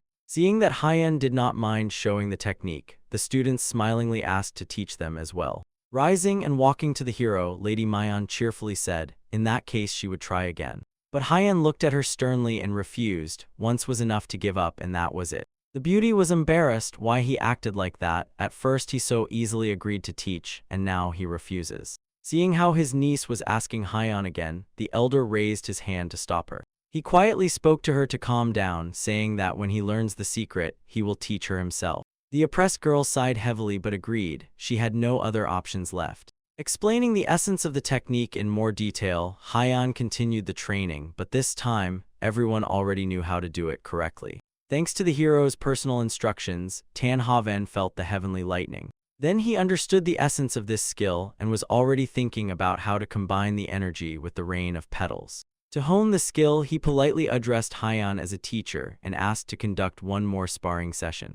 The girls looked at him with admiration. His persistence was impressive. The hero smiled and agreed. In fact, he was enjoying all of this. The elder thanked and suggested moving away from the others to avoid accidentally causing harm. A life in which the sword serves only as a tool for survival is not a life. Peaceful coexistence where everyone can interact, exchange experiences, and teach each other is what is worth striving for. This is what gave Haiyan pleasure. The elder asked to be allowed to attack first this time. Let Haiyan try to defend. The hero nodded understandingly. Hagwon wanted to test his skill in combat imitation. Starting, the elder jumped high. He tried to combine his skill with new power. Throwing several devices with darts into the air, he managed to charge them with lightning. The technology was that inside these spheres were hundreds of needles, small deadly darts. With incredible speed, they began to shoot out, falling down like rain. Each of them was filled with the power of lightning, and thanks to it their speed was even greater, and the damage they caused now also carried an electric charge. Could he have succeeded? Tan Hagwon could not believe that he had finally found the key to the lost knowledge of his clan. The loaders watched the elder's skill with admiration. The needles were so fast they could not even follow them. If Haiyan were an ordinary person, he would not be able to withstand such a technique. But for the hero, the rain of petals was just a simple weak attack, like falling leaves. He raised his sword to the air and spun it at incredible speed, using it as a shield.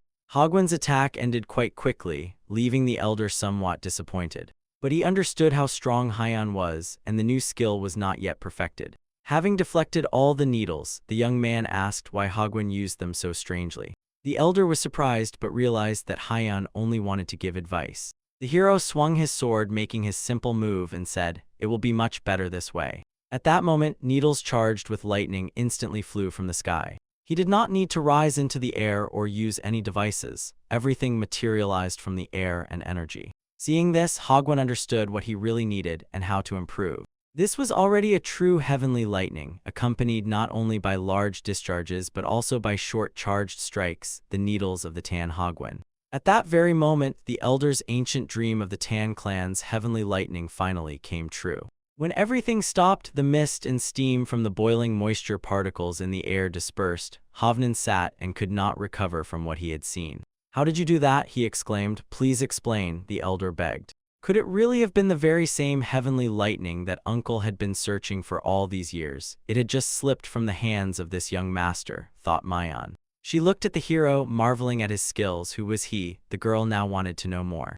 3 days and 3 nights everyone trained enthusiastically, and only after that continued their journey home. Having reached the hill, they could not wait to see their native city again. An extraordinary view of the entire city opened before them, and it took their breath away.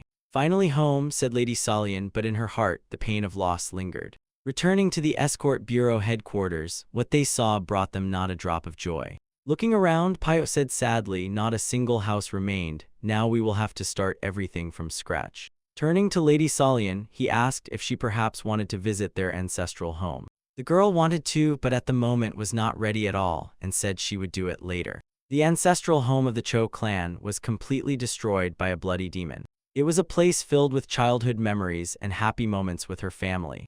Solian was not ready to accept the fact that he no longer exists. Pyo understood her feelings, but now a decision had to be made about what they should restore first. To restore the escort bureau, she needed to make a decision, and Pyo asked what to do with the Cho estate. After what she saw, emotions clouded her mind and she could not decide. The elder addressed the young mistress and asked if she would allow him to buy the estate land and restore it. He explained that he planned to open a branch in Henan and promised that they would take good care of this estate and she could come whenever she wanted. It was quite a good idea. They did not need two residences, and restoring the ancestral estate would calm Lady Solion's heart. The elder understood that his heavenly lightning technique was still far from perfect, and this was a good opportunity to stay in the city near Haiyan. ManHUA also decided to help and stay. She wanted to learn all the techniques that Haiyan could share with her. In return, her clan would provide materials for construction. The hero looked at the beauty thinking, could it be that she sincerely wants to help? The girl smiled. This was her chance to prove that the rumors about the Yuman clan owning a third of the world's wealth were not an exaggeration.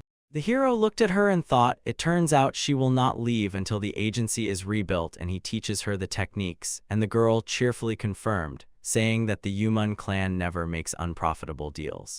Clapping his hands, Chong drew attention to himself, asking, well, can we start work? The man surprised Pio and the lady. She told him that they had already worked well enough and could take their pay and leave. They could return when the bureau was restored. The man spoke on behalf of all the loaders and explained that for them the bureau was as valuable as it was for her, so they decided to stay and help. He added, moreover, they simply had nowhere else to go, which surprised and made the leaders think. Lady Solio was very grateful for this and smiled. Welcome to the team, said the beauty. Thus, the will and desire of the people united to achieve a common goal. The loaders began to clear the debris, carry out the burnt beams, and prepare the site for construction. Hyunwoo gladly joined, again surprising everyone with his strength. This is how the completely destroyed Henan Escort Security Bureau was reborn from the ashes. With his strength and boundless potential, the hero inspired everyone and instilled hope in their hearts. Meanwhile, the demon army reached its next target, burning another clan that stood in their way. The mighty warrior, the Bloody Shadow, as the Lord called him, stood with a sword over the leader of the HWA clan. His killers, the same ones who once wiped out the Cho clan, were now destroying others. The ancestral estate of the HWA clan was burning. All were killed except the last one, the leader of the clan. The man asked why all this happened. They had long abandoned the use of thunder bombs and posed no threat. The warrior spoke in a cold tone with a smile on his face. This is all the order of the Lord, to destroy the HWA clan estate, so that no one else could seize the thunder bombs and manufacture them, he added. Anger seized him, and he rushed at the Bloody Shadow, consumed by the thirst for revenge. Adoring the thrill of battle and killing, the warrior also ran to meet him, unafraid of death. With one precise sword strike, he cut the opponent's neck, outpacing his spear. When the leader of the HWA clan took his last breath, the Bloody Shadow gave the order to return. The extermination was complete. Finally, the killers threw a thunder bomb into the destroyed estate to completely hide their traces. Just as the Thunder Strike clan, which ruled by means of its bombs, once burned out, the HWA clan, which also began making them, ended its existence. After these events, a great work of investigation and search for the guilty began at the Murim Alliance headquarters. Dokko Un received news from intelligence stating that it is still unknown who destroyed the Cho clan, and that the HWA clan, which began manufacturing thunder bombs, was also destroyed. Advisors were confident that thieves could seize the thunder bombs, and now it was necessary to take measures. Terrible rumors began to spread throughout the world of Murim. Intelligence reports were inaccurate. The Alliance was overwhelmed with attempts to find out the truth and who was behind these events. The leader understood that if these thieves started using the bombs, it would be a disaster for all of Murim. But who they were, what their goal was, and why they were causing such chaos was unknown. Meanwhile, the villain laughed. His warriors diligently carried out orders, destroying everything he pointed at with his finger. He praised the flawless work of the Bloody Shadow. They handled the HWA clan perfectly. The servant, kneeling on one knee, thanked the Lord for his mercy and was ready to carry out the next order. He asked what the Lord had decided regarding that loader from the Henan Security Bureau. If it was just about one person, then the shadow demon could be involved, he said, and asked what he was currently occupied with. The servant replied that, as always, he was somewhere in Henan drowning in wine and entertainment. Smiling, the Lord ordered to send him with a gang on this task. They must effortlessly cope with this monster created by Chingij. Although the political situation in Jianghu was rapidly changing, it did not affect the construction of the Henan Security Agency. Suddenly, Pio ran into Miss Solyun's office. He was in a hurry to deliver news. Smiling at her friend, the girl asked in an official tone what had happened. Commander Pio. The warrior, waving the letter joyfully, said that they finally had an order. Solyun also rejoiced at this news. Now they needed finances more than ever. Pio explained that the mission involved escorting the daughter of Kim Jahang, but there was one nuance, which he also did not like very much. Pio hesitated, unwilling to tell. Another person would travel with her, and that was the Sword King. Solyun could not believe what she heard and asked her friend again. Hyun, who silently stood and listened to this dialogue, was also interested in who this person bearing such a title was. Thus began the second escort mission for the hero, and he was already awaiting new adventures. Reading the details and conditions of the order, Pio explained the essence of the mission and why the Sword King was there at all. Kim Jahang is a famous merchant and martial arts master in Henan Province. Their task is to escort his daughter to Jiangsu Province, to Suzhou. It was clear, and Solyun asked if Pio had found out why they were making this order. They stood facing each other, hands pressed on the table, discussing all the details. Pio explained that recently Kim Jahang contacted the merchants' organization from the Golden League. After that, the League of the Godless began to pressure him. Their target was the money of the Golden League. Kim Jahang planned to use his daughter as bait, Pio said. Two trade leagues are preparing for war. The route the daughter will take leads to Suzhou, where the main forces of the Golden Trade League are located, and the enemies from the Godless will definitely attack her. Solyun was surprised how a father could risk his daughter like that. She would be in danger. Yes, Pio confirmed. That's why they invited the Sword King, Kim Yuhua, the fiancé of the future leader of the Golden League. While she plays the role of bait, they hired one of the 10 best martial arts masters for her protection. The Sword King is known for his strength and technique. He has not lost a single fight. They are confident that under his protection no one will be able to harm her. Having explained all the details to Mrs. Solyun, Pio looked at her and asked whether to accept this order. The girl glanced at Hyun and asked his opinion, and Pio added that it might be difficult. Hyun looked at them with a gaze as if he wanted to say that they did not yet know what difficult really meant. The bureau agreed to the escort after all agreed to this adventure, and now the carriage was swiftly rushing along the set path. Holding the reins, the coachman briskly urged the horse on, choosing the maximum possible speed. Chong was very glad that he had been promoted to a warrior, and now in his new position he was participating in the mission. He did not think that his merits and combat skills would be so appreciated, but the feeling of anxiety did not leave him. The coachman was worried about Hyun, who sat with such a sour expression as if he was angry at someone. At first, Chong thought it was because he had been promoted, while Hyun Vu remained in the position of a loader. But later he realized that the hero was not concerned about this issue at all, and hoped that these feelings were simply due to an excess of emotions after the promotion. In the carriage, several people were sitting. The windows were covered with curtains so as not to attract the attention of outsiders, but the energy of one of them was felt around. The Sword King sat with his arms crossed on his chest, eyes closed, scanning everything around for threats. His full name was Yam Ch Halgun, and he earned the nickname Sword King thanks to his skill.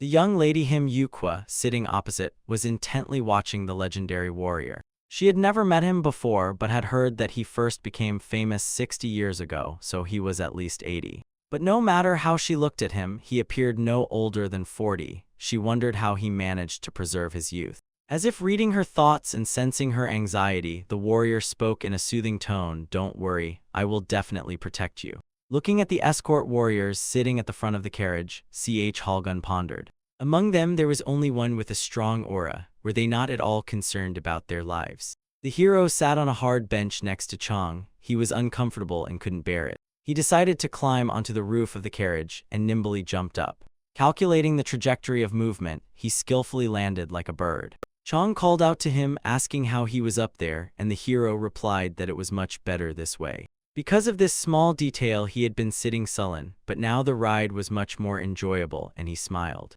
The Sword King felt its movement and thought it was an interesting idea to climb onto the carriage for a better view and a more exciting ride. Having reported that the guys from the League of the Godless had stirred, he warned the lady to prepare herself.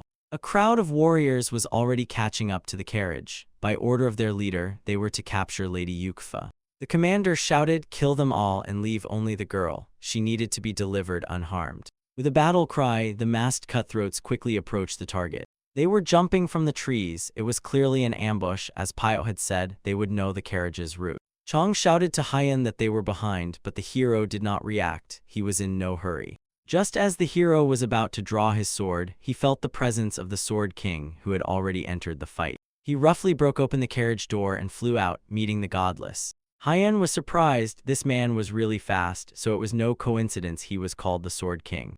Leaving Lady Yukfa, the warrior said at last, "Don't worry, everything will be fine." His whole body was soaked with power. Pushing off the stairs, he easily soared into the air. Seeing the man shining with energy, the enemies changed their tactics. It is unknown who he was, and they decided to surround him. The leader of the gang gave a new order, everyone to focus on this man, then to the carriage. Drawing his huge sword, he said, "So much noise from you," and began his sword dance. The swordsman was truly a master of the sword. The speed and trajectory of his strikes did not obey the laws of physics. He was ahead of everyone, as if he had long calculated all possible attacks. The strikes were so fast, it was impossible to understand whom he was attacking at that moment. And the force with which he struck was not inferior to Haiyan's lightning. Each of his blows was deadly. In less than 5 seconds he finished and landed on the roof of the carriage. His sword was saturated with internal energy that seeped and enveloped the blade all the way to the handle. He stood on the roof holding the weapon in his hand, and the enemies continued to die as if the sword worked by itself, using the master's internal resources. Hulgun was proud of himself. No martial arts master could take their eyes off his technique. He looked at the place where Haiyan was standing, expecting that he was watching. But he was not there. Could it be that the boy was not watching him? He was not interested at all. He does not look at the one he cannot defeat. Could it be that he is so indifferent? It was very strange, thought the warrior. Haiyan sat again in front, next to Chang, and he asked him if he had destroyed all the enemies. And the hero replied there was no need for that. The Sword King dealt with them. "Do not worry and keep going," said the hero, calming Chang. The carriage rushed by, leaving behind a pile of defeated enemies. The League of the Godless had a large, luxurious, multi-story mansion.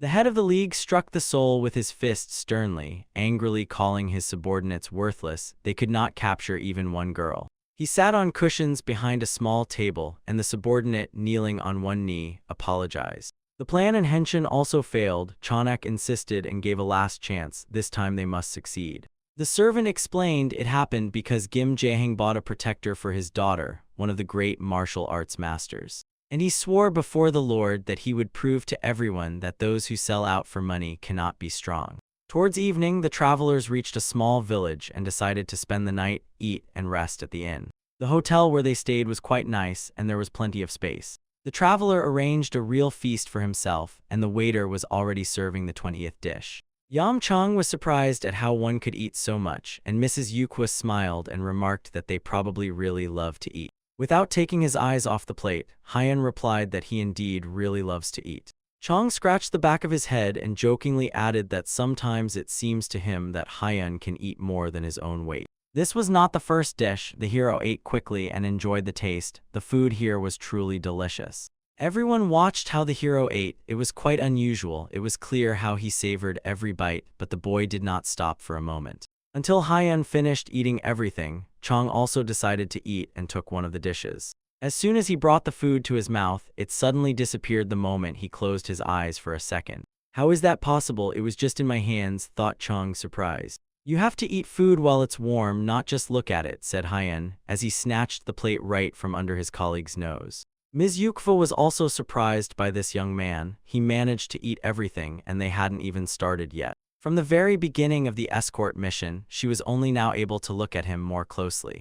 Even if the escort bureau was destroyed, they would hardly have sent someone incompetent, but besides the fact that he eats a lot, she didn't notice anything else special. Glancing sideways at the Sword King, he didn't take his eyes off Haiyan at all, and she wondered why he attracted the attention of her guards so much. When it got darker outside, the hotel guests finished their dinner. Haiyan politely thanked the servants and praised them, saying it was very tasty. And Chang still couldn't calm down. He didn't even have time to eat anything, and the waiter apologized, saying that nothing more could be prepared. The ingredients had run out. Trying to calm Chang down a little, Yukfa offered him a shot. The girl herself didn't drink, so she decided to give it away. But he didn't get the alcohol either. The Sword King took it. The warrior raised the glass, said "To your health," and drank it in one gulp. The poor guy almost turned gray. Could it be that all strong martial arts masters have such an appetite? Exchanging glances one last time, the warriors went to their chambers. The Sword King still could not uncover Hyan's secret and looked at him as an anomaly that could not be explained. When the guests left, an unknown man peeked out from the cloak and, after making sure everyone had gone, said, "Everything worked out." Cutthroats from the Godless devised a treacherous plan, taking the cook's family hostage. The leader of their gang, Ch Horian, smiled sinisterly. He was confident that the Sword King could not resist the poison that dissipates internal energy. They sprinkled this poison into every dish the cook prepared, and soon all internal energy was supposed to vanish. They waited until everyone went to their apartments and fell asleep to deliver a surprise attack. Hyan and Chang had a separate room. When they were already preparing to sleep, Chang said that he probably could not fall asleep hungry, and all because he took his food. Looking at the warrior, the hero said that he was not allowed to eat that food. Chang did not understand why and was so offended that he did not ask for details. Turning to his side, he thought, could it be because he does nothing in battle? This is unfair. After Chang fell asleep, the hero closed his eyes and concentrated. He felt the poison now in his blood and from the very beginning in the food. In the cave, he had to eat many things, and he knew how to cleanse his body. The hero's body was enveloped in energy, and he expelled all the poison that was supposed to dissipate his power. At that very moment, the alliance of godless ones began to act. They prepared an attack both from inside the hotel and from outside. The assassins stealthily approached the sleeping beauty. She slept like an angel, and her beautiful face was illuminated by the bright moon. The assassins began whispering among themselves. They felt sorry that she could not be touched. She was very valuable. But one of them really desired her, and he thought, if no traces are left, everything will be fine. At that very moment, the strike of Ch Kalgun's sword hit him right on the head. The warrior split the scoundrel's skull like a ripe watermelon, splattering blood in different directions. "So this is who ruined the taste of alcohol with his poison," the warrior said. Seeing that nothing came of the poison, the enemies realized they could not win and began to retreat. But it was already too late to retreat. The king's sword finished them off faster than they realized they needed to flee. Ch Kalgun, just like Hoyin, expelled the poison from his body, but he did not rush to help the others. He dealt with the enemies so quickly and quietly that the young lady did not even wake up. The king thought, she is so young, it's good that she did not see that scoundrel. Lowering his weapon and guarding the girl's sleep, he wondered if the people from the escort bureau would be able to protect themselves. In Hyan's room, the enemies also faced a surprise. The hero incinerated them all in an instant without even straining. The night passed relatively quietly, despite one attack, and in the morning the gang was already supposed to set off. Waking up, Chang yawned sweetly, saying how well he had slept. Looking around, he saw corpses on the floor, and the thought of an attack immediately flashed through his mind. The hero stood in the middle of the room, and at his feet lay the fallen godless. He spoke to Chang, saying that he also slept well, and if he was already awake, he should clean up here. How could one have slept well if we were attacked? Is he joking? Thought Chang, and agreed to the cleaning. The sun was already shining high, and the gang needed to move on. After cleaning the corpses, Hyan and his companion waited near Lady Yuwa's chambers. The Sword King and the girl came out after a minute. The warrior was glad that everyone was fine. He managed to expel the poison from himself, defeat the attackers, and remain unharmed, summarized Ch Kalgun, and realized that Hyan was quite a skilled warrior. Getting ready for the journey, having watered the horse, they set off, and Hyan again decided to ride on the roof of the carriage. The assassins were lurking and watching their every step. It was necessary to leave and report this to the leader. The deputy of the Black Bloody Swordsman Jin Ch Hanok asked to convey that their enemy was the Sword King, and that to win the boss must intervene personally. He conjured crows and sent them with the message. The black birds immediately obeyed his will. High above the ground, they flew forward ahead of the travelers. Looking at the mountain, the hero noticed and felt that these birds were unusual and understood that there would be another ambush ahead. Passing further through this small village, the heroes noticed that something was wrong here. Holding the bridle, Chang looked around. From this place he got goosebumps.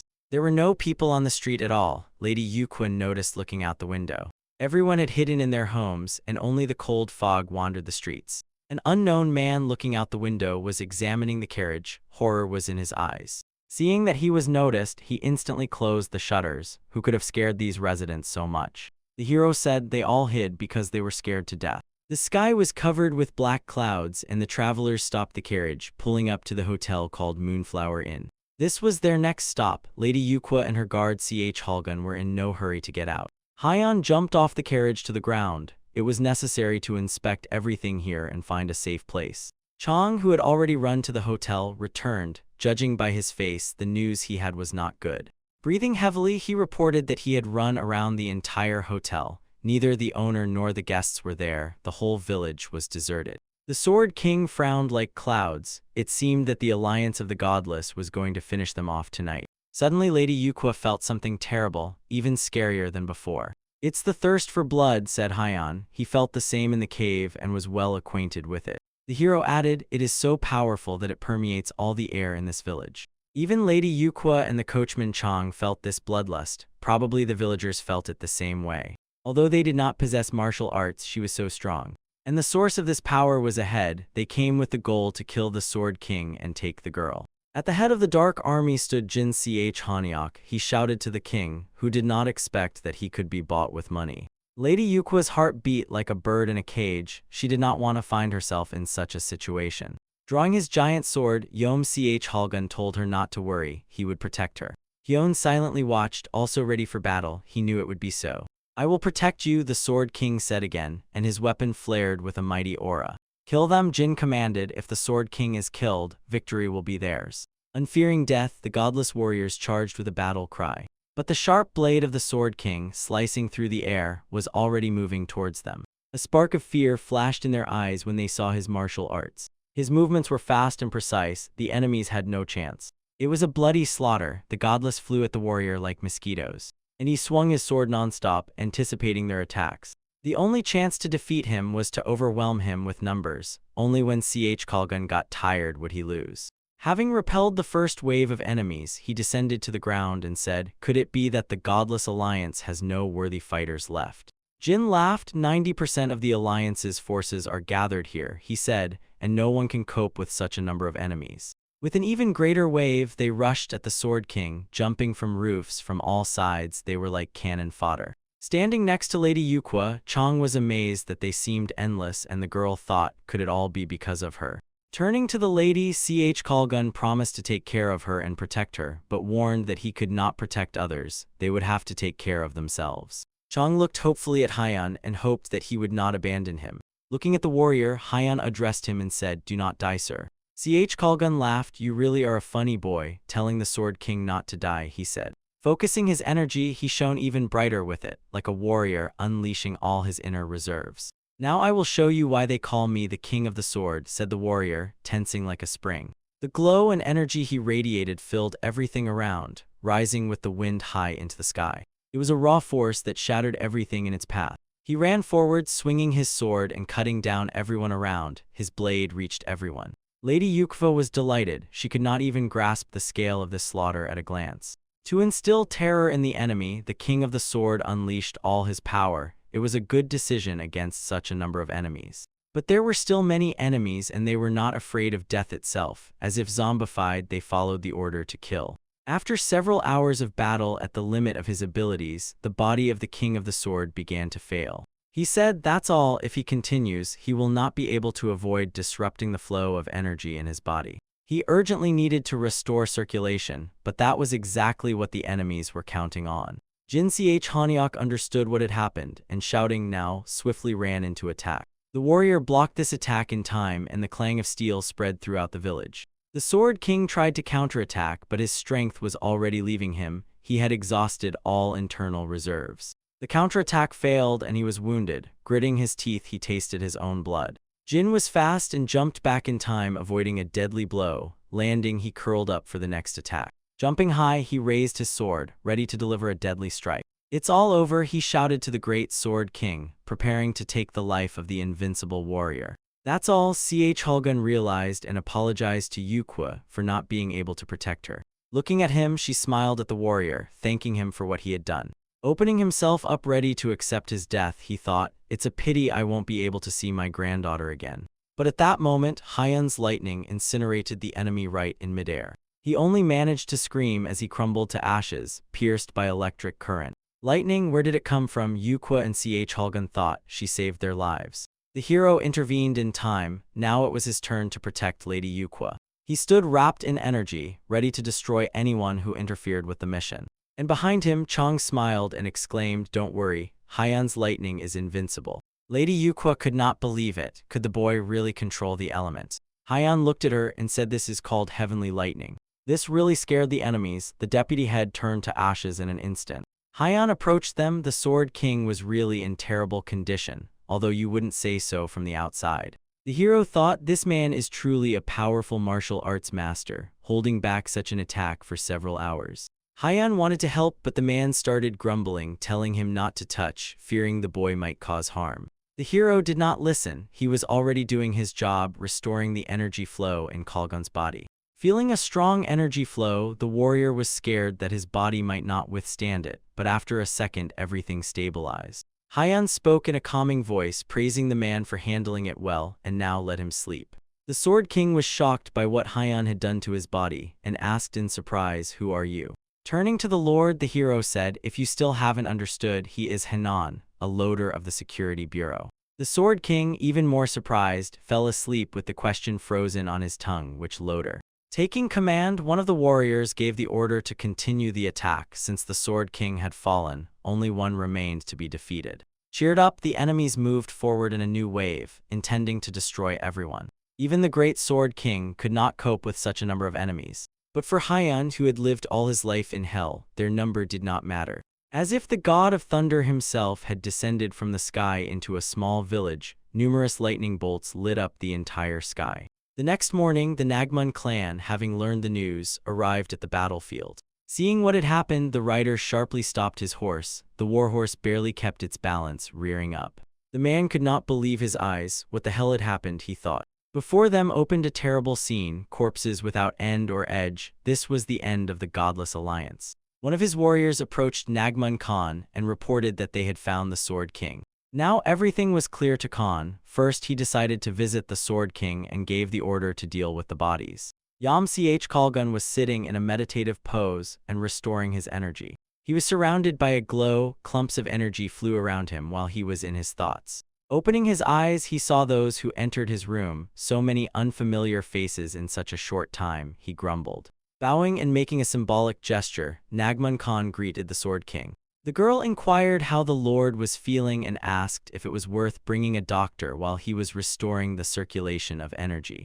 The Sword King replied that he was already fine and asked Khan if he was really the same grandson of Nagmun Hak. How was his grandfather feeling?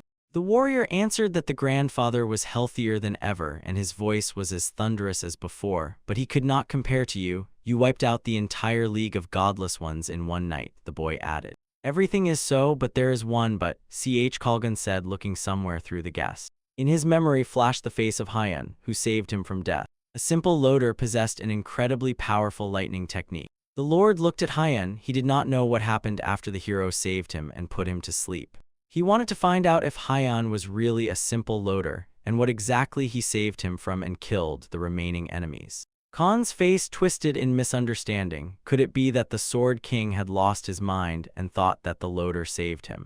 It was not just lightning, but a true heavenly lightning, the hero replied without going into details and not intending to explain anything. Hearing the answer, Khan got angry. How dare this servant speak in such a tone to the magnificent master? Where does such impudence come from? Enough, said the Sword King and directed his energy, suppressing the boy. He already saw in the hero a strong master, equal in strength, and asked him to answer one question. Everyone in the room looked at the Lord with intrigue. He knew how to keep the suspense. Khan also shut his mouth after the Sword King suppressed his intention and obediently stood listening to the others. The master asked the hero in a serious tone if he wanted to meet his granddaughter. No one expected this from the Sword King at all. His granddaughter was already of marriageable age, and it seemed that the grandfather was choosing a worthy husband for her. Hyan understood where Ch Halgun was leading, but the hero was not interested at all, and he briefly said no. The great black warhorse was indeed a beauty, a true beast of a rare breed. Nagmun Khan saddled him and was about to leave. He made sure that everyone in the village was fine and no civilians were harmed. Seeing off the young leader, the King of the Sword asked to send greetings to his grandfather. I will definitely pass it on, Khan replied, and asked if he could address him if the League of Godless started attacking again. And the King of the Sword explained that he should not worry about that and smiling added, the Golden Alliance should have already started acting. Lady Yukwa was unaware of their plan and now began to realize what was really happening. When she understood that she was a decoy, she felt sad that her father was ready to risk her life for power. The King of the Sword also knew this, and everything happened exactly as Commander Pio and Mademoiselle Solian predicted. Last night, while the King of the Sword restrained and distracted the attention of the Godless Alliance, the Golden League began an offensive on their main headquarters. As a result, the head of the Alliance, Gal Ch Hanak, fled with severe injuries, and the Golden Alliance won this war. Smiling, the King of the Sword jumped onto the bench next to the coachman and said, "We are all alive, and that is enough for me, let's go." Chang looked anxiously at the Lord. He was not very comfortable traveling next to such a stern and famous man, and asked if he was joking. Looking up at Hyun, who was standing on the roof of the carriage, Kalgon said that it was his choice and with a hint of humor asked, "Does the porter mind?" Understanding that the king was teasing him, the hero replied, "It seems that after the correction the Lord became more talkative than before." Laughing, the warrior added, "It seems Hyun ate something wrong because he answers so politely." Listening to the dialogue, Chang added that they both behave somewhat strangely. In response, the Sword King gave him a good smack on the back of the head so that he wouldn't babble too much and called him a snot-nosed kid, adding that he should harness the mare faster. The poor fellow felt dizzy in his head. "I obey, we will go now," he said. Chang pulled the bridle and the horse briskly clattered its hooves on the stone road. Quickly passing by the village, Kalgul still asked once more if Hyun wanted to meet his granddaughter, telling how beautiful she was. After the defeat of the Godless Ones, the Sword King began to treat both the hero and Chang differently, almost like his own grandchildren. Hyun also realized that he was a wonderful man and a powerful master, and began to treat him with more respect. Returning to Chang, the Sword King unexpectedly said that he felt sorry for him. The coachman thought that the Sword King wanted to apologize for hitting him. But he meant something else. Kalgul was talking about the sword technique he taught Chang. The coachman was surprised and did not understand what had happened. Could it be that the Sword King explained something to him incorrectly? From the very first day of the escort mission, Chang trained with the sword when they stopped to rest the horse. He had one single goal: to learn the martial art of Hyun, specifically the technique Heavenly Lightning. At that moment, the Sword King became an accidental witness to his training. But in his eyes, this technique was imperfect. In his opinion, Chang was training incorrectly and he could not stand aside. As a result, Chang began to study the Sword King's technique, and Hyun stopped sparing him during sword training. Only now did Yam Ch Hulgum realize that what seemed superfluous was actually the correct path to the Heavenly Lightning technique. The essence was to cut through the gaps between energy streams, and at the moment of their collision, lightning would appear. The Sword King lived a long life and believed he already knew everything. He would never have thought he would see a new path. Looking at the mountain, he thanked Hyun, jokingly calling him a scoundrel. The hero silently waved his hand, admiring the beautiful view from the roof of the carriage. What to do with this now? Looking at Chang, the warrior asked, "Is it really too late to fix everything?" The hero also did not know how to retrain the student now, so he said nothing. He believed that Chang was to blame for straying from his path. Chang did not understand what they meant. Yesterday, he even managed to defend himself using the technique the Sword King had taught him. The master explained, "This is the problem. The Heavenly Lightning will appear only through mastering the Hyun technique, and it is fundamentally different. If you start using another technique, the mind will choose more effective methods and will reject the Hyun technique." He continued his thought, and Chang realized that now the path to the Heavenly Lightning was closed for him. The warrior began to complain that he endured exhausting training and dreamed of releasing the Heavenly Lightning, but now he would never succeed. Suddenly, his thoughts were distracted by some strange noise. It was unlike anything, and the man asked what it was. In a moment, a bright flash passed by their carriage, blinding everyone with a violet glow. Grabbing the reins tightly, he barely held the frightened horse. A little more, and it would have overturned the carriage into the roadside. Something powerful passed by the carriage, overtaking and blocking the way. Only Hyun saw the demon in the continuous flow of this evil energy. The monster smiled with a wide, insane grin, seeing its new victims. A moment before this, the hero felt its presence but did not raise the alarm. There was no point in that. From afar, he noticed the demon walking behind the carriage, watching like a predator its prey. Standing in the traveler's way, it did not hide its power, as if boasting about it. "What luck!" the demon croaked with his poisonous voice. He was following the escort bureau, and he also met the Sword King. Looking at the stranger, the Sword King asked who he was at all. The stranger looked neither like the robbers of the Green Forest nor like the people of the Union of the Godless. The bizarre demon loudly asked who among them was Dan Hyunwoo, adding that he would finish him off first and then all the others. After his words, reinforcements arrived. It turned out that the shadow demon with his gang had tracked down Hyun. Looking at the enemies, the hero realized that they had come for his soul, but who could have sent such a monster? Meanwhile, in his lair, the bloody demon already wanted to learn the result of the shadow demon's actions, whom he had sent to deal with Hyun. Bowing his head before the Lord, the servant reported the latest news. The shadow led his gang, and most likely they had already clashed with the escort bureau. But if the intelligence report is to be believed, this porter is moving together with the Sword King, the servant said. The Lord's mood noticeably changed. A worthy fight could be expected from this warrior. Hearing the doubts, the warrior added that there was no need to worry about him. The shadow demon had recently reached the 9th level of mastery of the art of the bloody sword. Hearing this news, the Lord immediately cheered up. He began to take pride. The 9th level is a talent born once in 1,000 years. The Lord eagerly awaited the result. Neither this amateur porter nor the Sword King would now be able to resist the shadow demon. Having looked at Hyun, Holgun asked with a smile, "Why are you standing?" He seemed to say that he has business with you.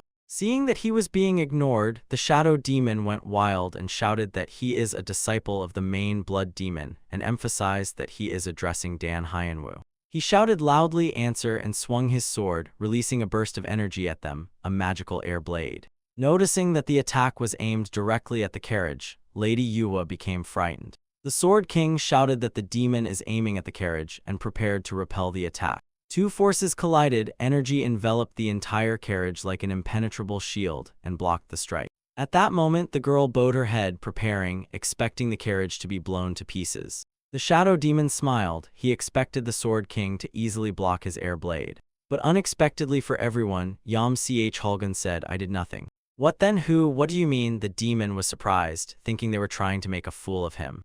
Looking at the enemy without rising from his place, the warrior said, "Be that as it may, but here and now, there is someone more terrible than him. And you just angered him," added the Sword King, watching as Hyun drew his sword and jumped off the roof. The hero warned in a stern tone, "They are carrying out an escort mission," and ordered not to approach the carriage. The demon laughed. "And this boy is scarier than the Sword King. What will happen if I get closer?" he asked provocatively. Opening and showing his aura, the hero warned in a stern tone that he would kill him. And this really surprised the demon. Until this moment, he had not felt any inner energy in this lad, but now he felt a power he had never seen before. Watching this show, the Sword King commented that when such a strong person completely hides his power, it is truly frightening. Concentrating his bloody energy for a powerful attack, the demon realized that this youth is indeed Dan Hyunwoo. Hearing his full name from the enemy, Hyun thought, "Where does this monster know me from?" Meanwhile, the demon felt something in this boy similar to his master, but did not understand what exactly.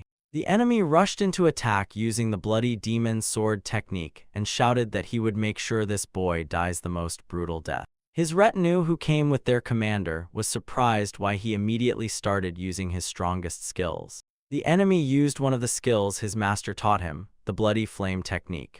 Like a crimson flower with 1,000 petals, it approached the hero, scorching everything around with hellish fire. Seeing this hell, the king of the sword began to fear. Even he, gathering all his strength, could hardly withstand such a blow. Waving the sword, Hyun wrapped himself in several layers of energy, which completely neutralized the attack. The opponents looked each other in the eyes before the next attack. Without waiting for the enemy to come up with something new, the hero swiftly ran at him, preparing to deliver a deadly blow. The demon did not even expect that this boy could withstand his attack, and he even managed to instantly switch from defense to offense. Preparing his defense and counterattack, the shadow demon created phantom swords to confuse the enemy.